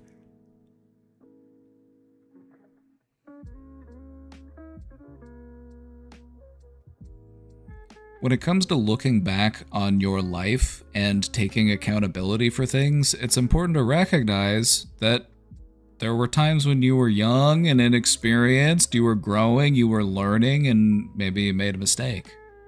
But it's not about not making mistakes. It's not about living a perfect life. It's about identifying where I needed to grow, what I needed to work on. That's what it's all about.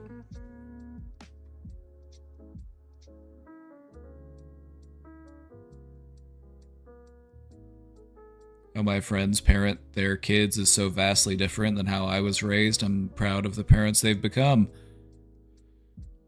You know, parents often set a great example of what not to do when you have children. You know, parents often set a great example of what not to do.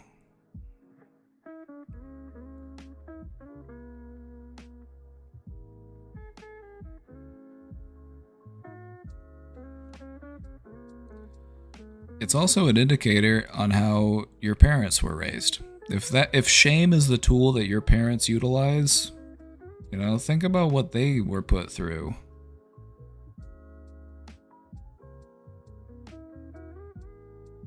Think about what they were put through.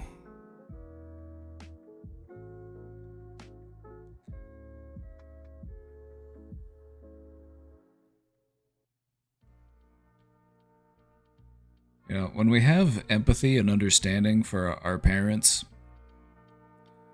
it helps us to change our relationship with them. You know, just imagine them as a scared little kid. All the stuff they had to go through. It's probably wild. Hey, Eric. Hey. Love a fellow mental health streamer. I'm dressed as a Midwestern man today. I've got my white t-shirt on. I just think it's important that kids on the internet have a role model that wears a white t-shirt that isn't covered in cockroaches.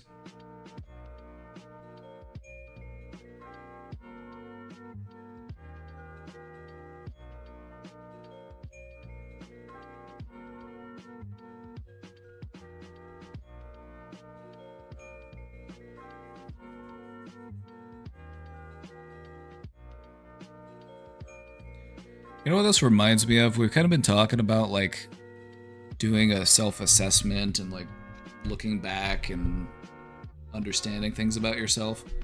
It's kind of like looking at things under a microscope. When you look at things under a microscope, everything looks gross.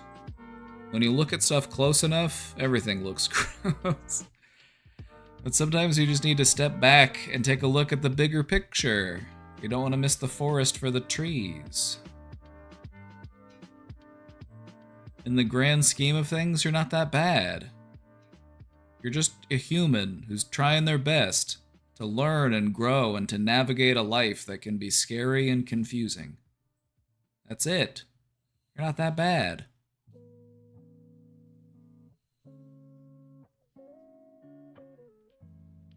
It's important to have self-understanding. We want to know ourselves, genuinely.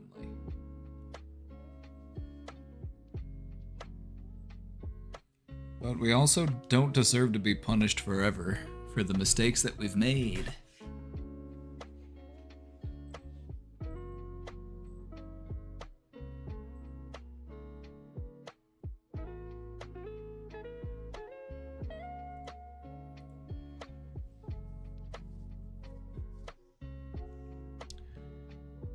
We love accountability, don't we, folks?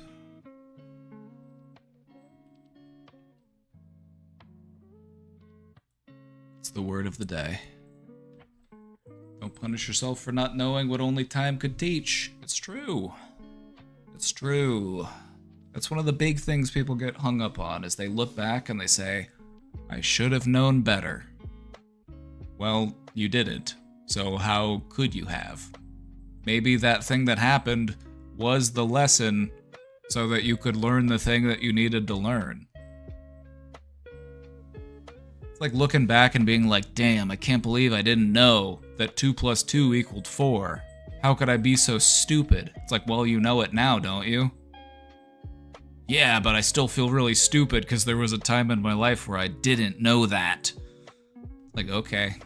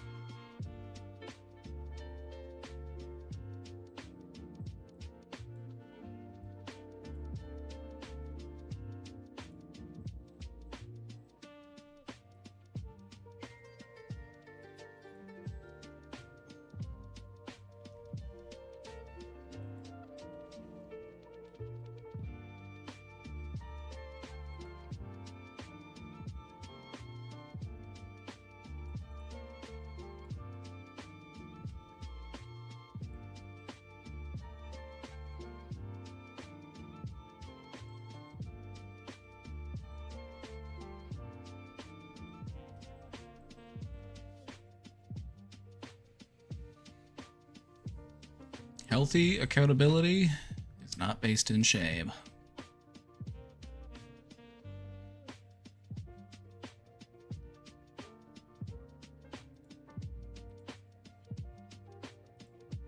We've got a slideshow on this one. Since accountability is the word of the day,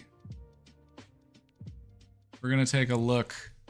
We're going to take a trip down memory lane and revisit. Why is accountability so difficult? Why was What a Segway auto-modded? Wait, what? I just saw that What a Segway was held up in the auto-mod queue. I'm like, wait, what? Why?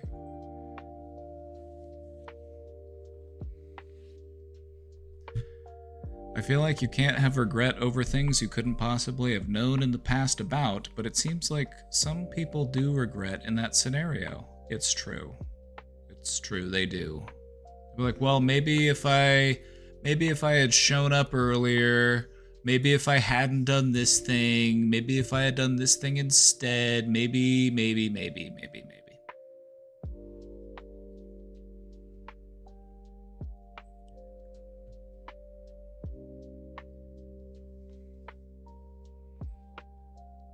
It's the what ifs that really get you.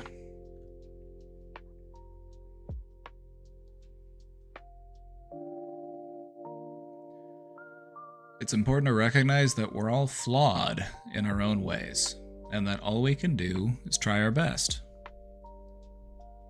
I hate to break it to you, but you're not perfect. I know, it sucks.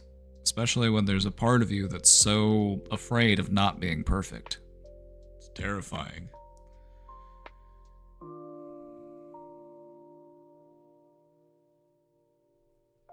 It's difficult because it damages the ego. Oh no. Oh no. The worst thing you could possibly do to somebody ever. Damage their ego. How could you?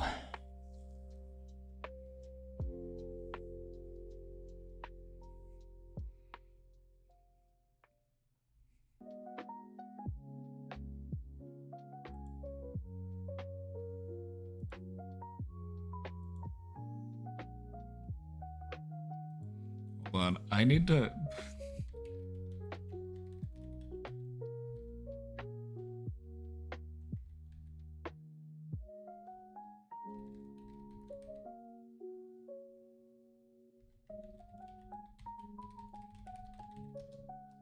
look at my own mod view, but it doesn't show up anymore.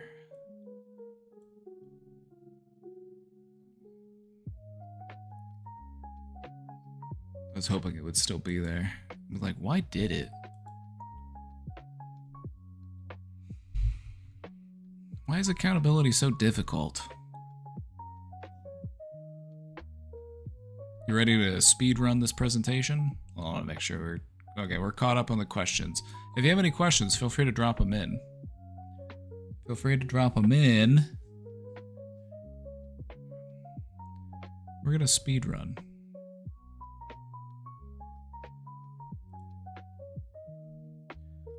What is accountability? It's, just to put it simply, it's the act of taking responsibility for your actions, your behaviors, your obligations, especially when things don't go according to plan.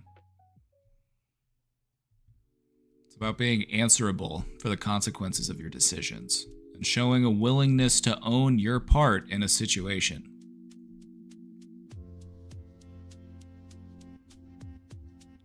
In short, it's about doing what you're supposed to do and being honest when you don't.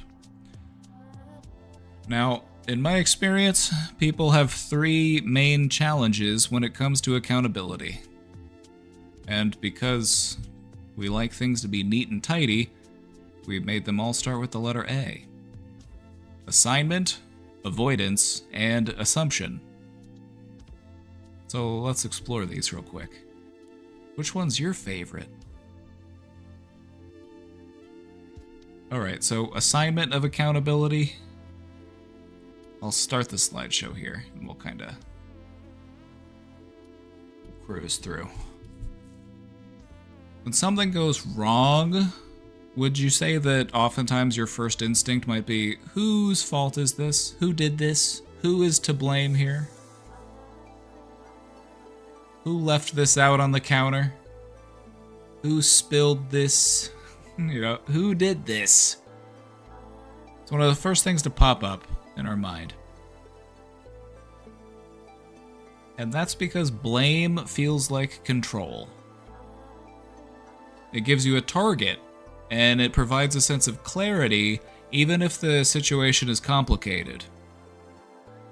We want somebody to point our finger at. Not you. Yep, next to you. Yeah, there. Yep, yeah.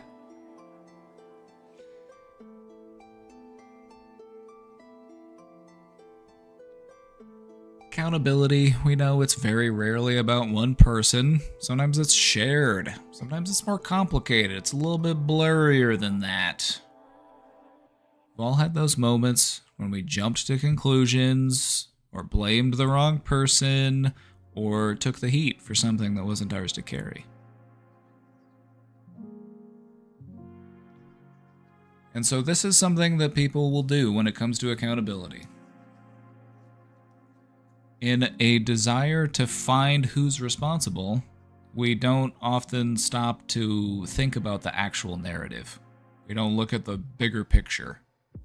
Like, why did this person do this thing? Well, because of all of these reasons. There's all these other things. The math is more complicated. But people in general just tend to like things that are very simple, very straightforward.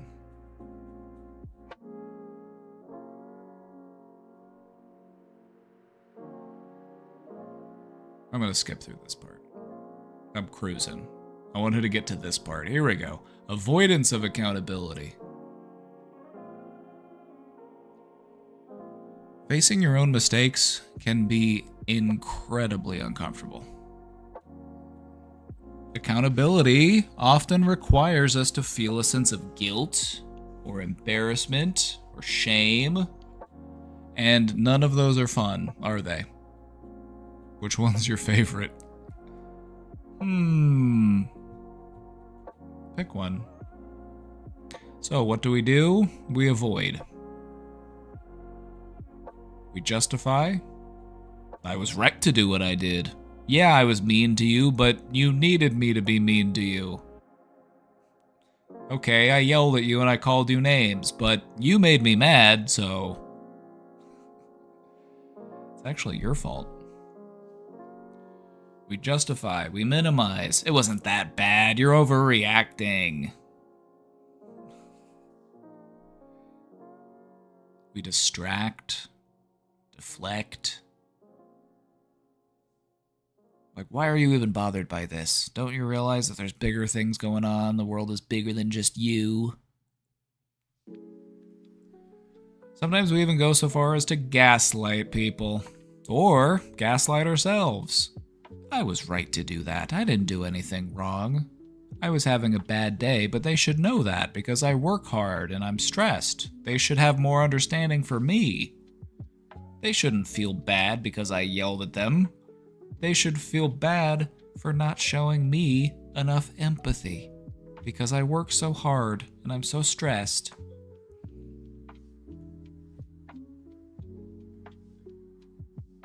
The thing about avoidance is that people don't always do this maliciously.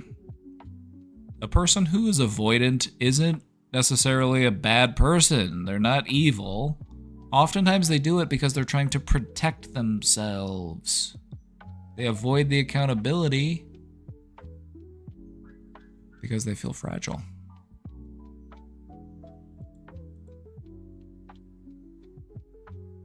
Or they might feel scared or defensive. I don't want to acknowledge that I did anything wrong, because then, I don't know how my question got unpinned. Let me repin it. There we go.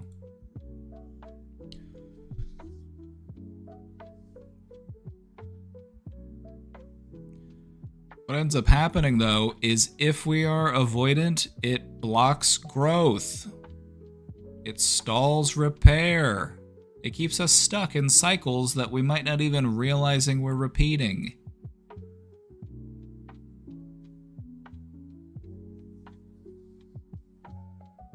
GNG, are you still here?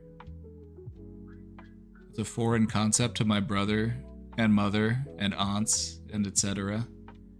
Yeah, but you're the one that figured it out, right? So that's pretty based.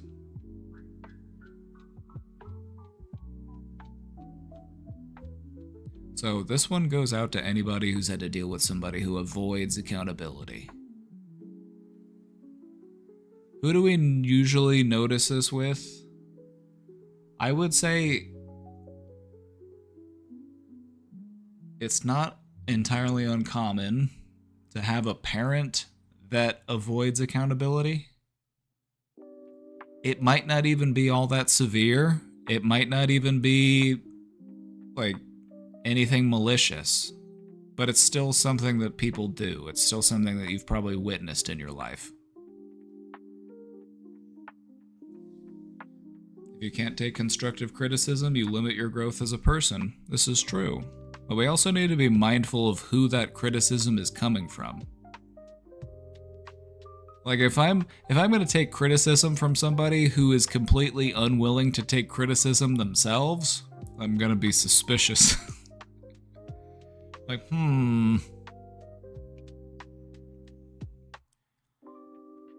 Both my mom and brother shut down to any type of criticism. It's strange. Well, that's because they're just scared little beans. They're just scared little beans, and they don't want to feel like they're... Do you want me to just be totally real with you?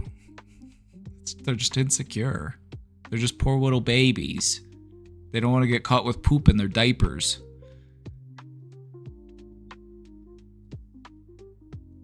Tell them to grow up.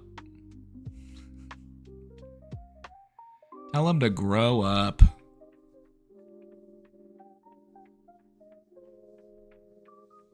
Poopy in my diaper? Who put this poop in my pants? Who shit? I did not shit in my pants. I would never shit in my pants. Which of you shit my pants?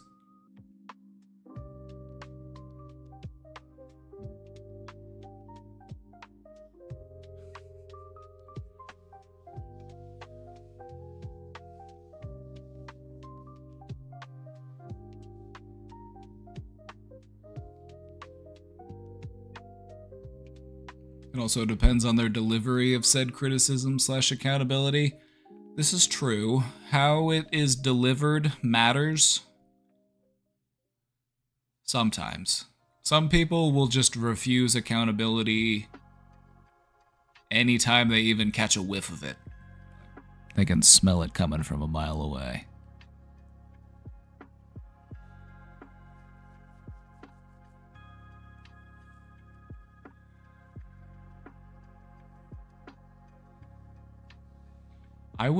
So, we've talked about this a little bit before. I'm talking to GNG. We've talked about this a little bit before, how when you're dealing with this type of person,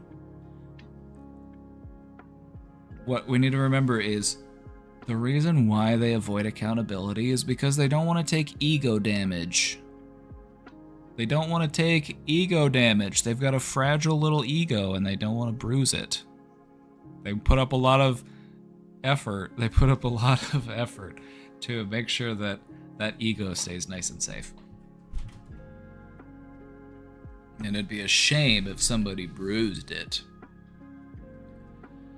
So, knowing that, we can use that to our advantage. We're going to outmaneuver them. We are going to encourage accountability by posing it as a challenge to someone's capabilities. Surely someone as understanding and self-aware as you would be able to do the right thing here. If you can pose it as like a challenge of their capabilities,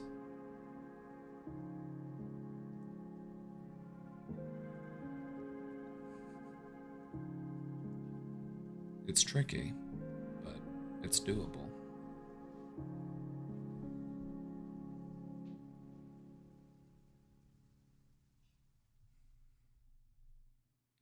It's like saying, I hope you have it in your heart to forgive me.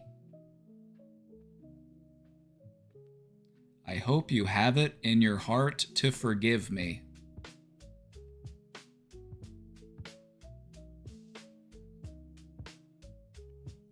What am I saying when I say that? I'm challenging the person. I'm saying, I hope you have what it takes. I hope that your heart is big enough. And of course it is. Of course, because nobody's more understanding than me. Nobody's more forgiving than me. So of course I can. You have to bring it up as if it's a challenge to them. You're going to give them an out. As Sun Tzu said, give your enemy a golden bridge to retreat across.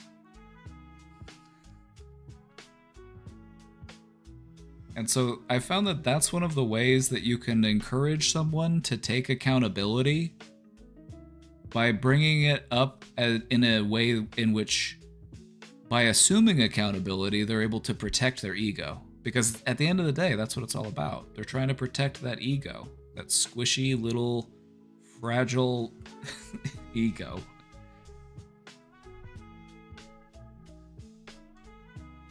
Surely somebody as intelligent as you would understand that sometimes apologizing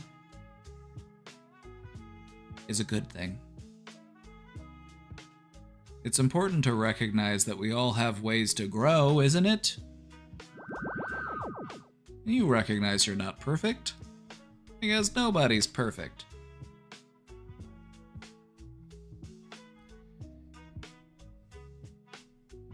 Once you understand the game that they're playing, it's pretty easy to outmaneuver them. Just recognize that they're going to try to defend their ego at any cost. So give them an opportunity to defend their ego while also assuming accountability. I know you have it in your heart to do the right thing. I know you have what it takes to do the right thing.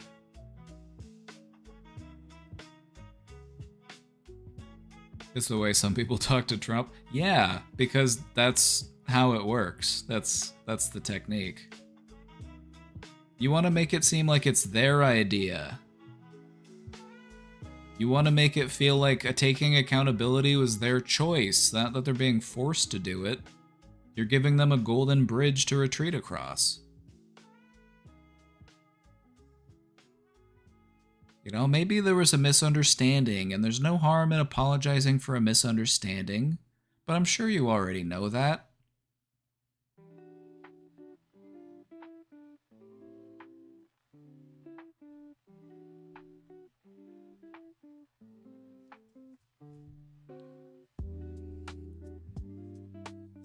I have another one, but this is a little bit more specific of an example. This is something that you would utilize with a parent.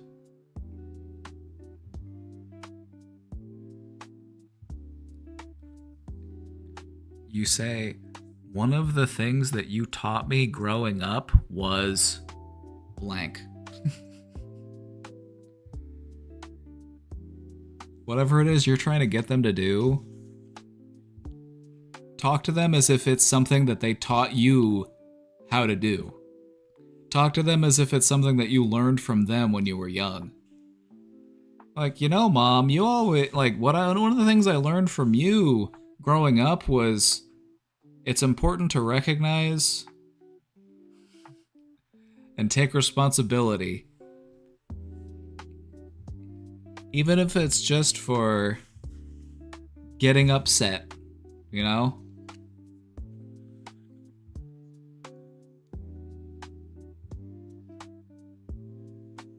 Then you're validating and teaching at the same time. I know, right? This is like... It's one of my most prided techniques. I can teach you something and protect your ego at the same time. Like, you know, Mom, one of the things I learned from you growing up was Now, of course, maybe they didn't do it when you were a kid. Maybe you didn't actually learn it by watching them. You learned it by doing the opposite of what they were doing, but you still did technically learn it from them. So you're not lying.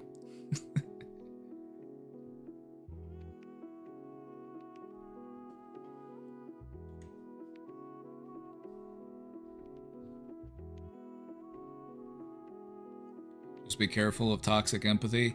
There's a balance, there are people out there who will take your halo and choke you out with it. So I still feel like give people empathy until they give you a reason to to no longer do that.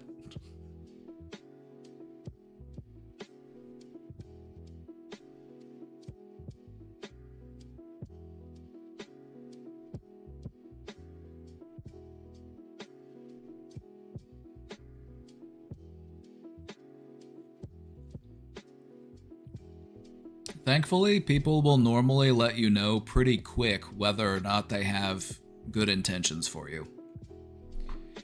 Because people who genuinely don't have good intentions for you, unless they're incredibly manipulative, and this is going to be pretty rare, most people suck at being manipulative. Most people just aren't very good at it.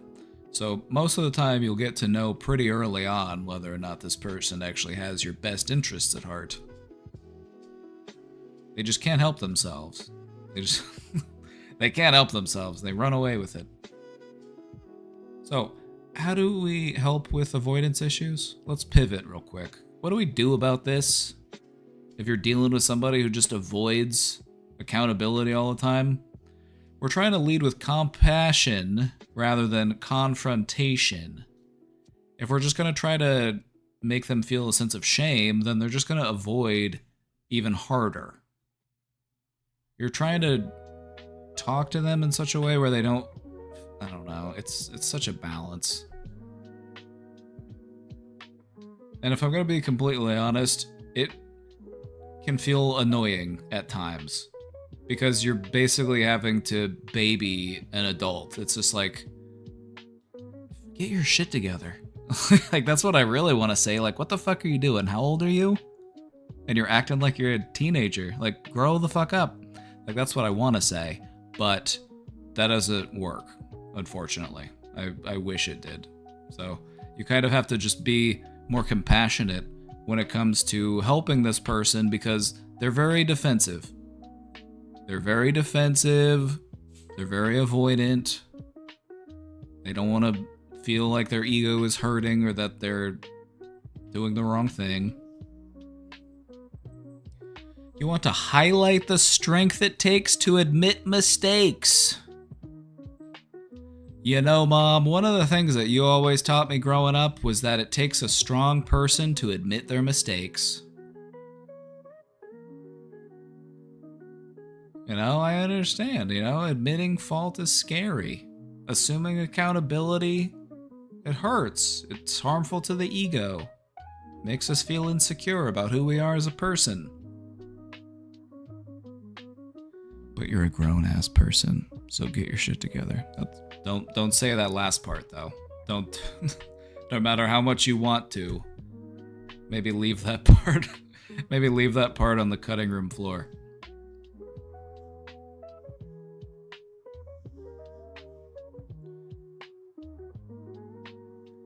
We want to try to focus on the impact of their actions rather than labeling them as a bad person. Like, sure, I understand that you're upset, but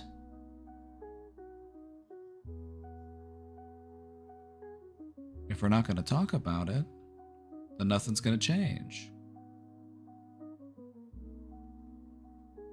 The real trick is to make them feel good about themselves while also assuming accountability. This is one of the things that, there are certain psychological techniques that law enforcement will use. This is one of them. I know you have what it takes to do the right thing. takes a lot of bravery to do what you did, to own up to your actions. This is, unfortunately, cop psychology, but if it works, it works. I know you can handle it. I know it's difficult, but I think you have what it takes to handle it.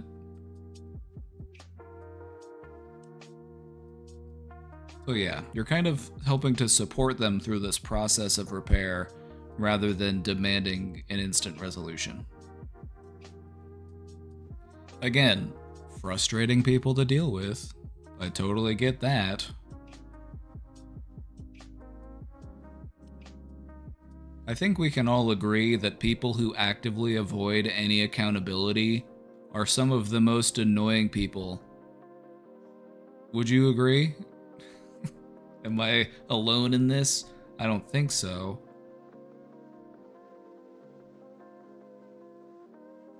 It's like, just quit protecting your ego and grow up. Like, you hurt somebody else, your relationships are suffering, and you're too proud to apologize. Then at a point, that's on you. You know? Even if you weren't the one that was initially in the wrong, it's like, if you're still not willing to come together to help fix it, you're not doing anything to help. Anyway.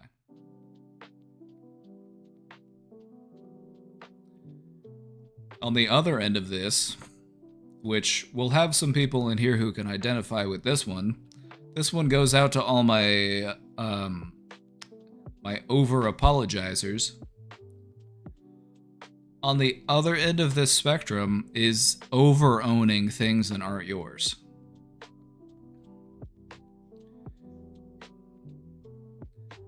This is something that you'll commonly see in relationships that are manipulative or emotionally abusive, where people are made to feel at fault for things that they didn't do. Like, oh, the only reason why I threw that coffee cup at you was because you made me mad. I only did this because you did that. You know, so you get used to people assigning accountability to you instead of owning their own behaviors.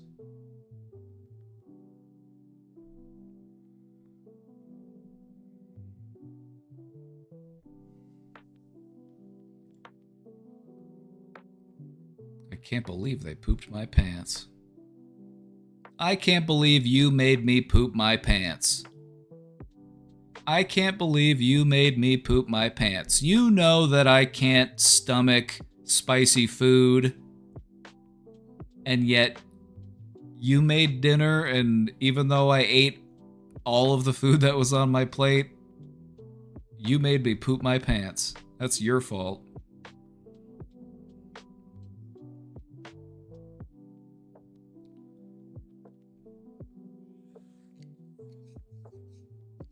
This often happens when a person is chronically made to feel like they're the one causing the harm, even though they're the one who is being harmed.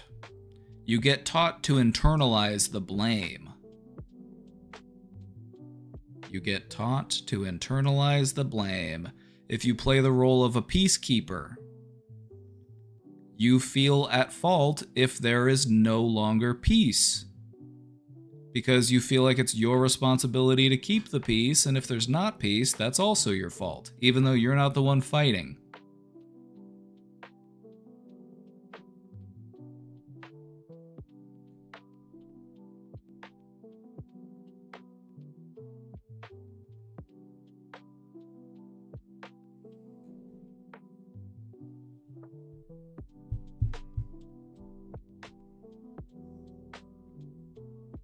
I think it's important for people to recognize that we're in an abusive relationship with our government. We're being gaslit and abused. Like, the stuff that our government does to us is the stuff that people do in an abusive relationship.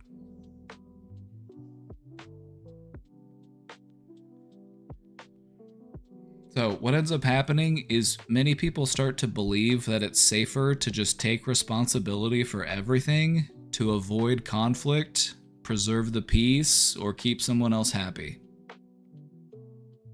Like, let me just go ahead and apologize. I'm sorry.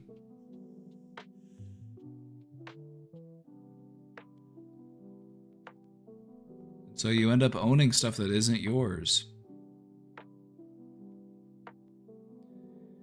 And what happens over time is that if we keep assuming responsibility for things that are outside of our control, what's that gonna do to our self-image? It's gonna make us anxious all the time because we're so focused on things that are outside of our control.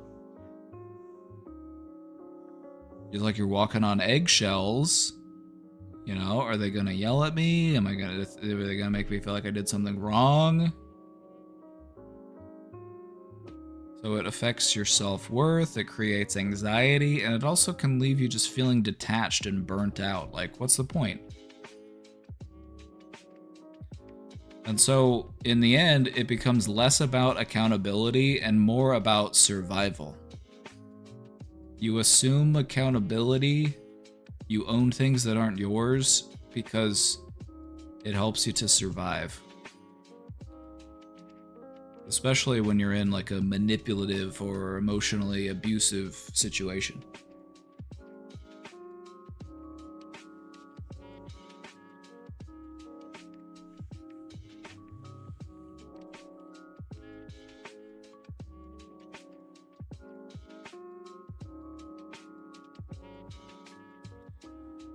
You are not responsible for managing other people's emotions or behaviors. I want to repeat that again for those of you in the back. You are not responsible for managing other people's emotions or behaviors. So, stop doing it. If somebody else is mad and it had nothing to do with you,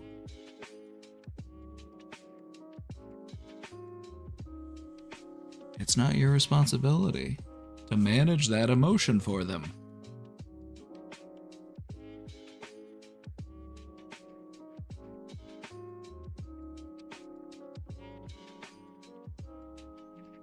So have you ever had your mind jump to, like, if somebody's mad, you immediately jump to, what did I do?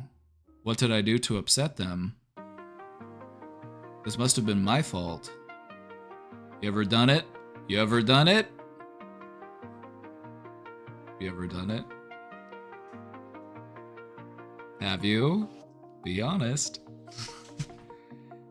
You ever had somebody come in and they're just like, oh man, I've just had a terrible day. I'm so upset. And your first thought is, what did I do? I hope they're not mad at me. I don't even remember doing anything wrong.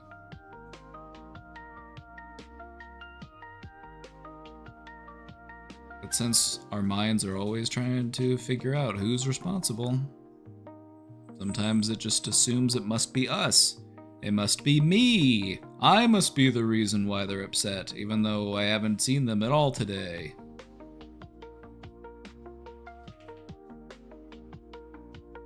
Recognize what is yours to own and what is not.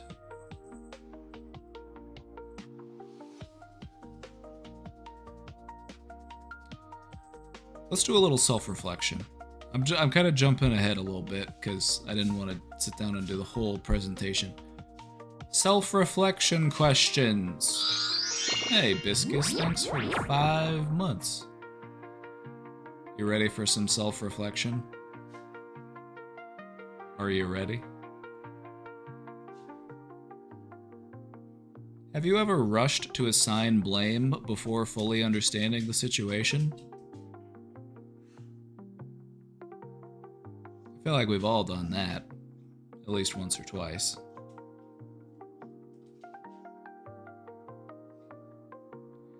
It's just important to recognize that that's what our brains like to do. Whenever something happens, one of the things our brains like to do is figure out who or what was responsible for this thing happening. And sometimes we make the assumption that it must have been us. Sometimes the person or the thing that we're assigning blame to is us. Somebody's mad. Ooh, oh, they must be mad at me. Must have been something I said. I don't even remember what it could have been.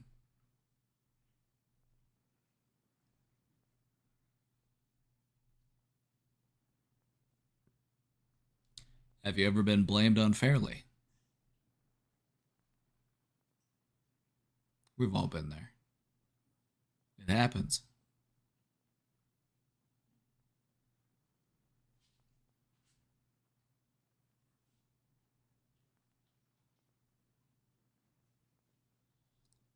I want to skip ahead a little bit because I don't want to do all of these.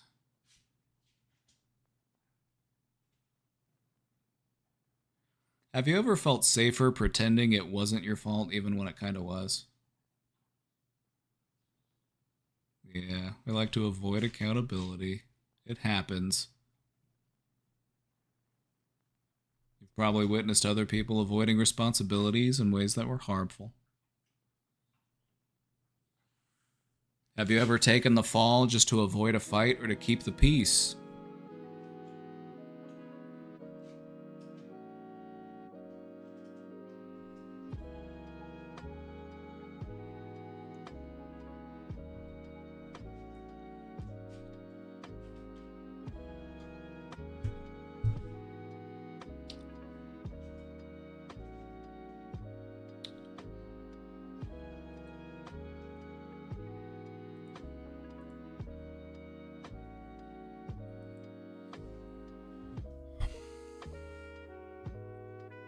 Presentation's okay. I give it a 6.7. I give it a 6.7 out of 10. It's not perfect.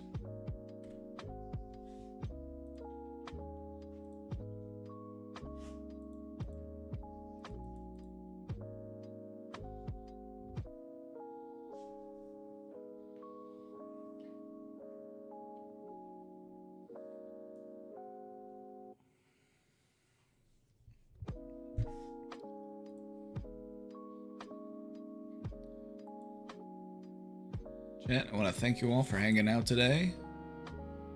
Hope you all had a good time. Had a good time hanging out with all of you. I appreciate everybody who supports this channel. It's only made possible due to the support of viewers like you. So thank you.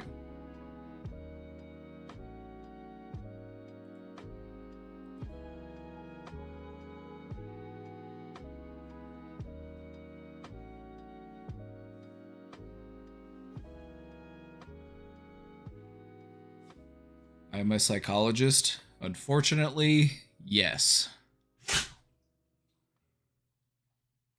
I know too much. I've seen too many things. I've gazed into the abyss. And it blinked.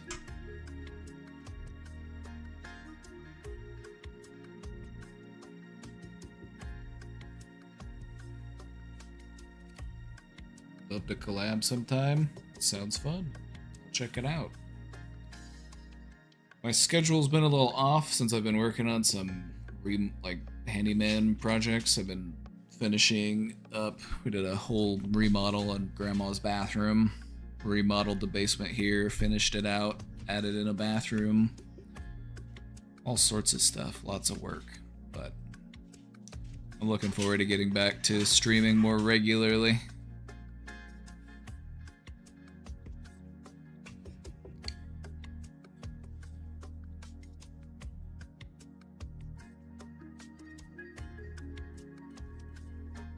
But in some section, or you treat then every patient.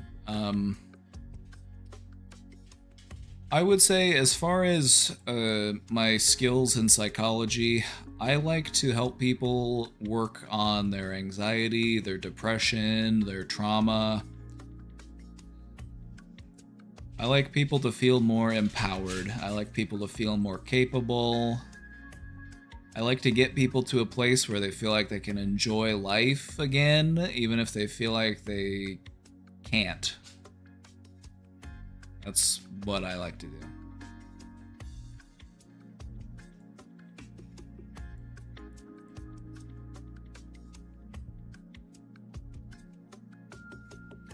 Worked as an addiction counselor for a while. That was pretty fun. Pretty intense. All of the people I worked with had co-occurring disorders, so it was an addiction in combination with a mental illness. So that was fun. I've seen a lot.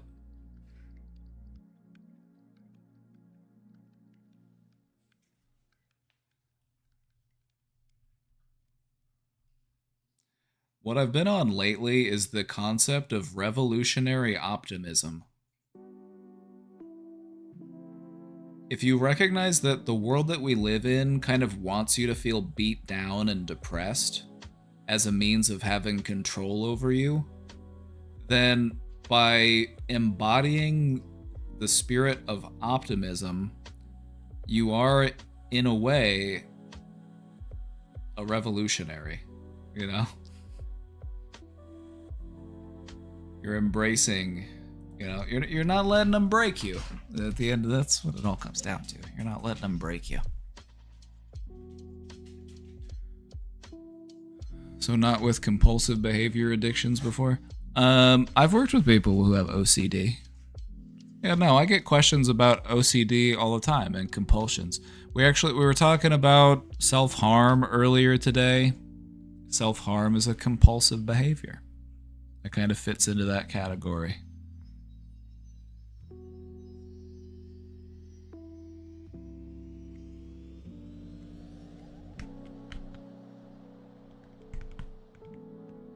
Doctor? Dr. Dog? Here he is. There's Dr. Dog. Oh, doing some yoga. Oh, the cat's still sleeping? See Beaver all stretched out. Little Miss up on her perch. She likes to be up high. She likes to watch you from above.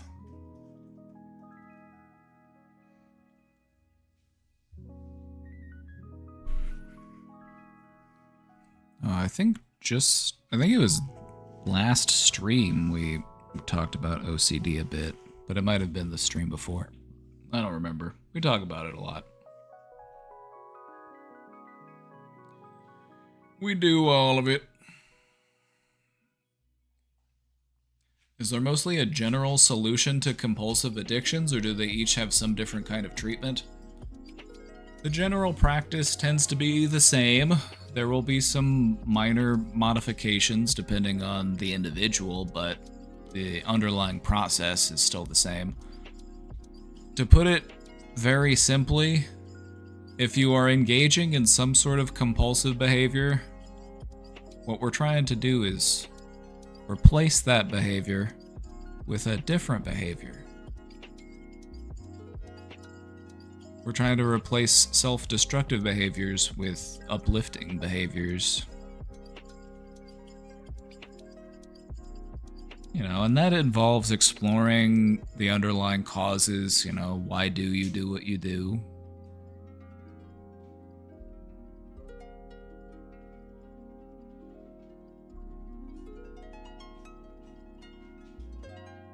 Regaining a sense of power over the things that we feel are in control of us.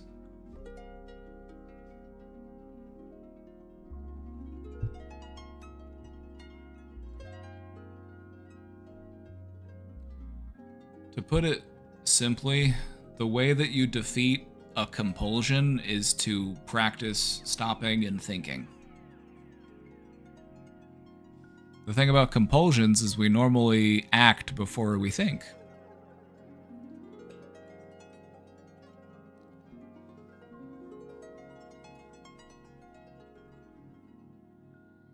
So it comes down to just awareness, recognizing our own self-destructive patterns, and picking a different path.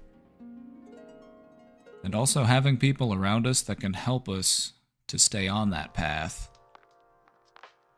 Overcoming something is difficult. Can you do it all alone? Sure, it's possible.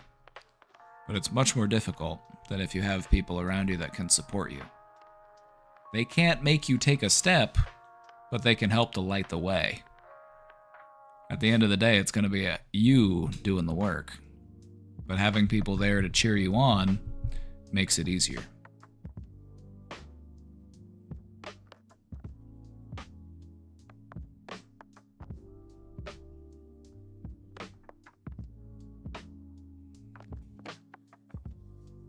What if I find that very difficult with changing to another behavior because your head gets too clouded?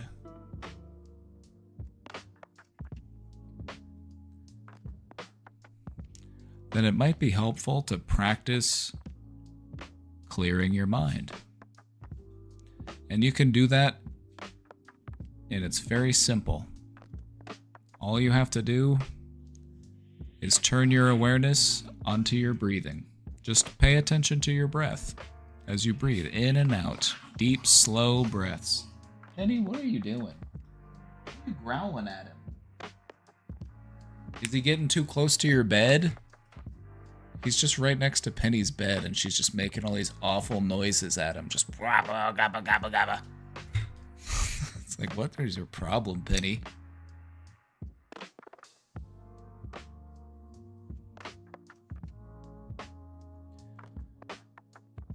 Mindfulness is kind of what I was describing. Just paying attention to where you pay attention.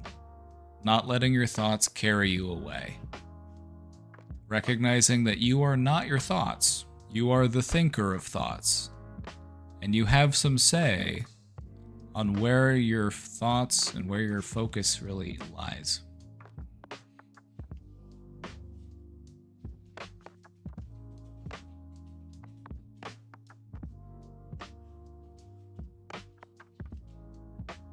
It can be helpful to clear the fog when we're trying to figure out where the path is. You have to focus on that next step. When it comes to changing behaviors, whether it has to do with compulsions or addictions, there's a lot of overlap there. What it comes down to is just being more mindful of what you're doing while you're doing it. Instead of doing the thing and then asking, why did I do that? I didn't want to do that. Why did I do it? Asking yourself, why do I want to do this before you do it? All right, Atticus is ready for dinner. Atticus is ready for dinner. So I'm going to go feed these dogs and you hear him grumbling back here? He's such a dramatic whiner. He's such a dramatic dog, the way he'll whine, just like, oh, oh.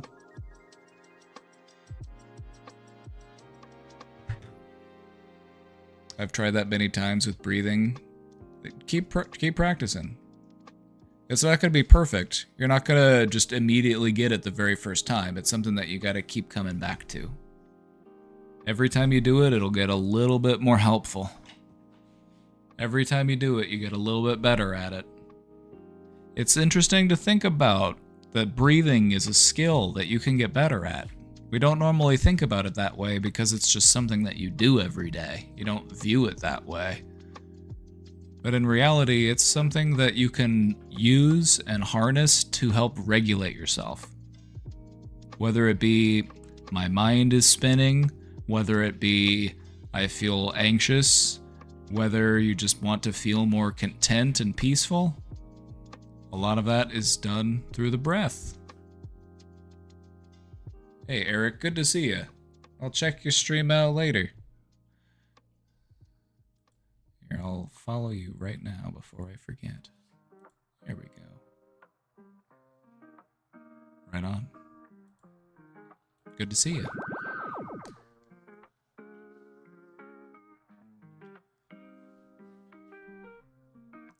Before I go, one more thing, since we're talking about addiction real quick. There's something that they teach people to do when it comes to handling addiction, and this is a mindfulness technique. It kind of ties into what we were talking about, which is that idea of mindfulness. The technique that I'm referring to is called urge surfing. And it has to do with resisting cravings and not giving into those cravings.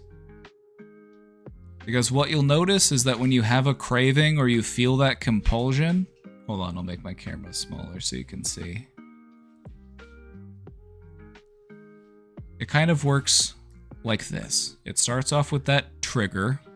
You feel that craving, you feel that urge, and the compulsion starts to grow. It becomes stronger and stronger, and then normally what ends up happening is we give in and we satisfy that urge. We start to feel the tension growing, but one of the things that you can do, one of the things that you can practice, is just sitting back and watching the urge as it grows until it reaches its peak, its most powerful point. And then what happens is it will fade all on its own. It will lessen and it will fade away. What you're trying to do is just watch this process as it happens, so that you can recognize that I don't have to respond to my urges. I don't have to continue engaging in the same behavior. There is a different option. Now, I'm not going to say this is easy. I'm not going to say this is going to be fun, but it is possible. This is something that I found really helpful whenever I quit smoking. I was just like, I just have to ride out the urge because it will fade. And it does. And it does. You're just trying to break the pattern.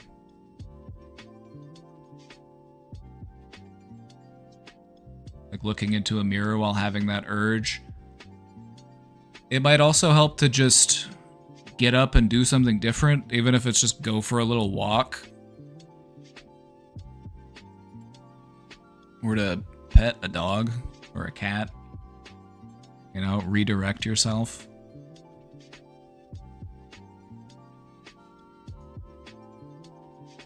Looking into a mirror while doing anything related to like internal work, it can make it more intense.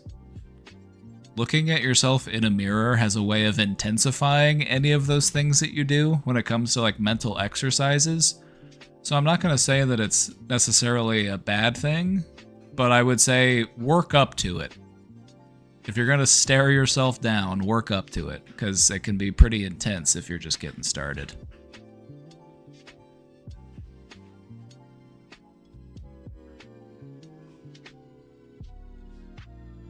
Just ride it out. Just ride it out and then pay attention to when you start to feel it recede. Because what we assume when we're having an urge is that the urge is just going to grow and grow and grow and grow forever, and it's just only going to ever become more and more intense. But it doesn't. It will reach a peak, and then it will come back down from that peak.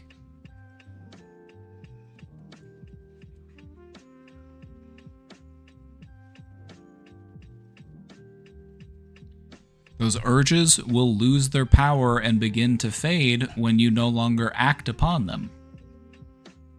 It's by responding to those urges that makes them stronger.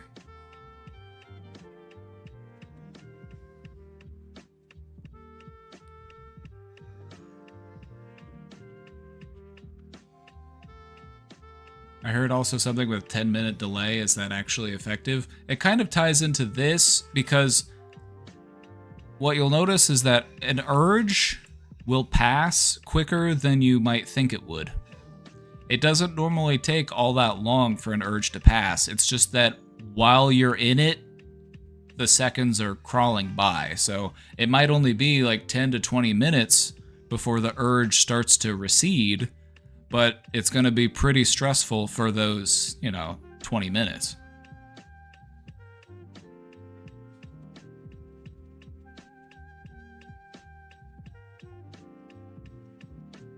You know, and then, yeah, just having something else that you could do instead. So giving yourself an opportunity for choice instead of repeating the same pattern. You know, get up and do something different. And then in time, what you can do is you can train your brain to respond to the urge differently. That's what you're trying to do, is just train your brain to respond differently to that feeling.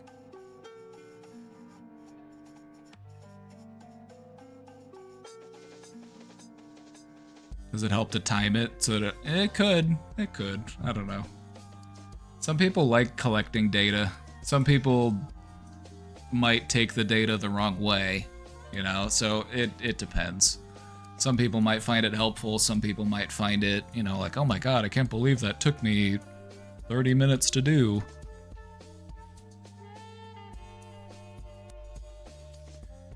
When I resist the urge to scroll Instagram for fitness content, I just end up having dirty thoughts anyway. Does that even count as denying the urge?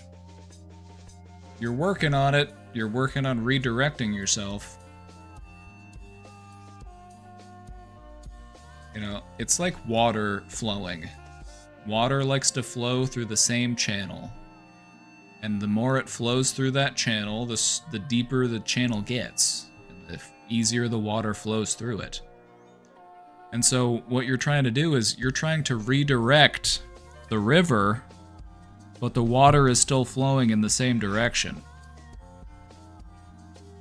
And so that's what we're really trying to do, is just change the direction of that flow.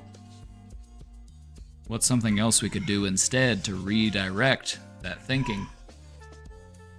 All right, Atticus, I'm coming. All right. I gotta go see to this dog. He's grumbling. I'm coming, buddy. All right, everybody. I'll see y'all later. Have a good night. Stay safe out there. Bye-bye.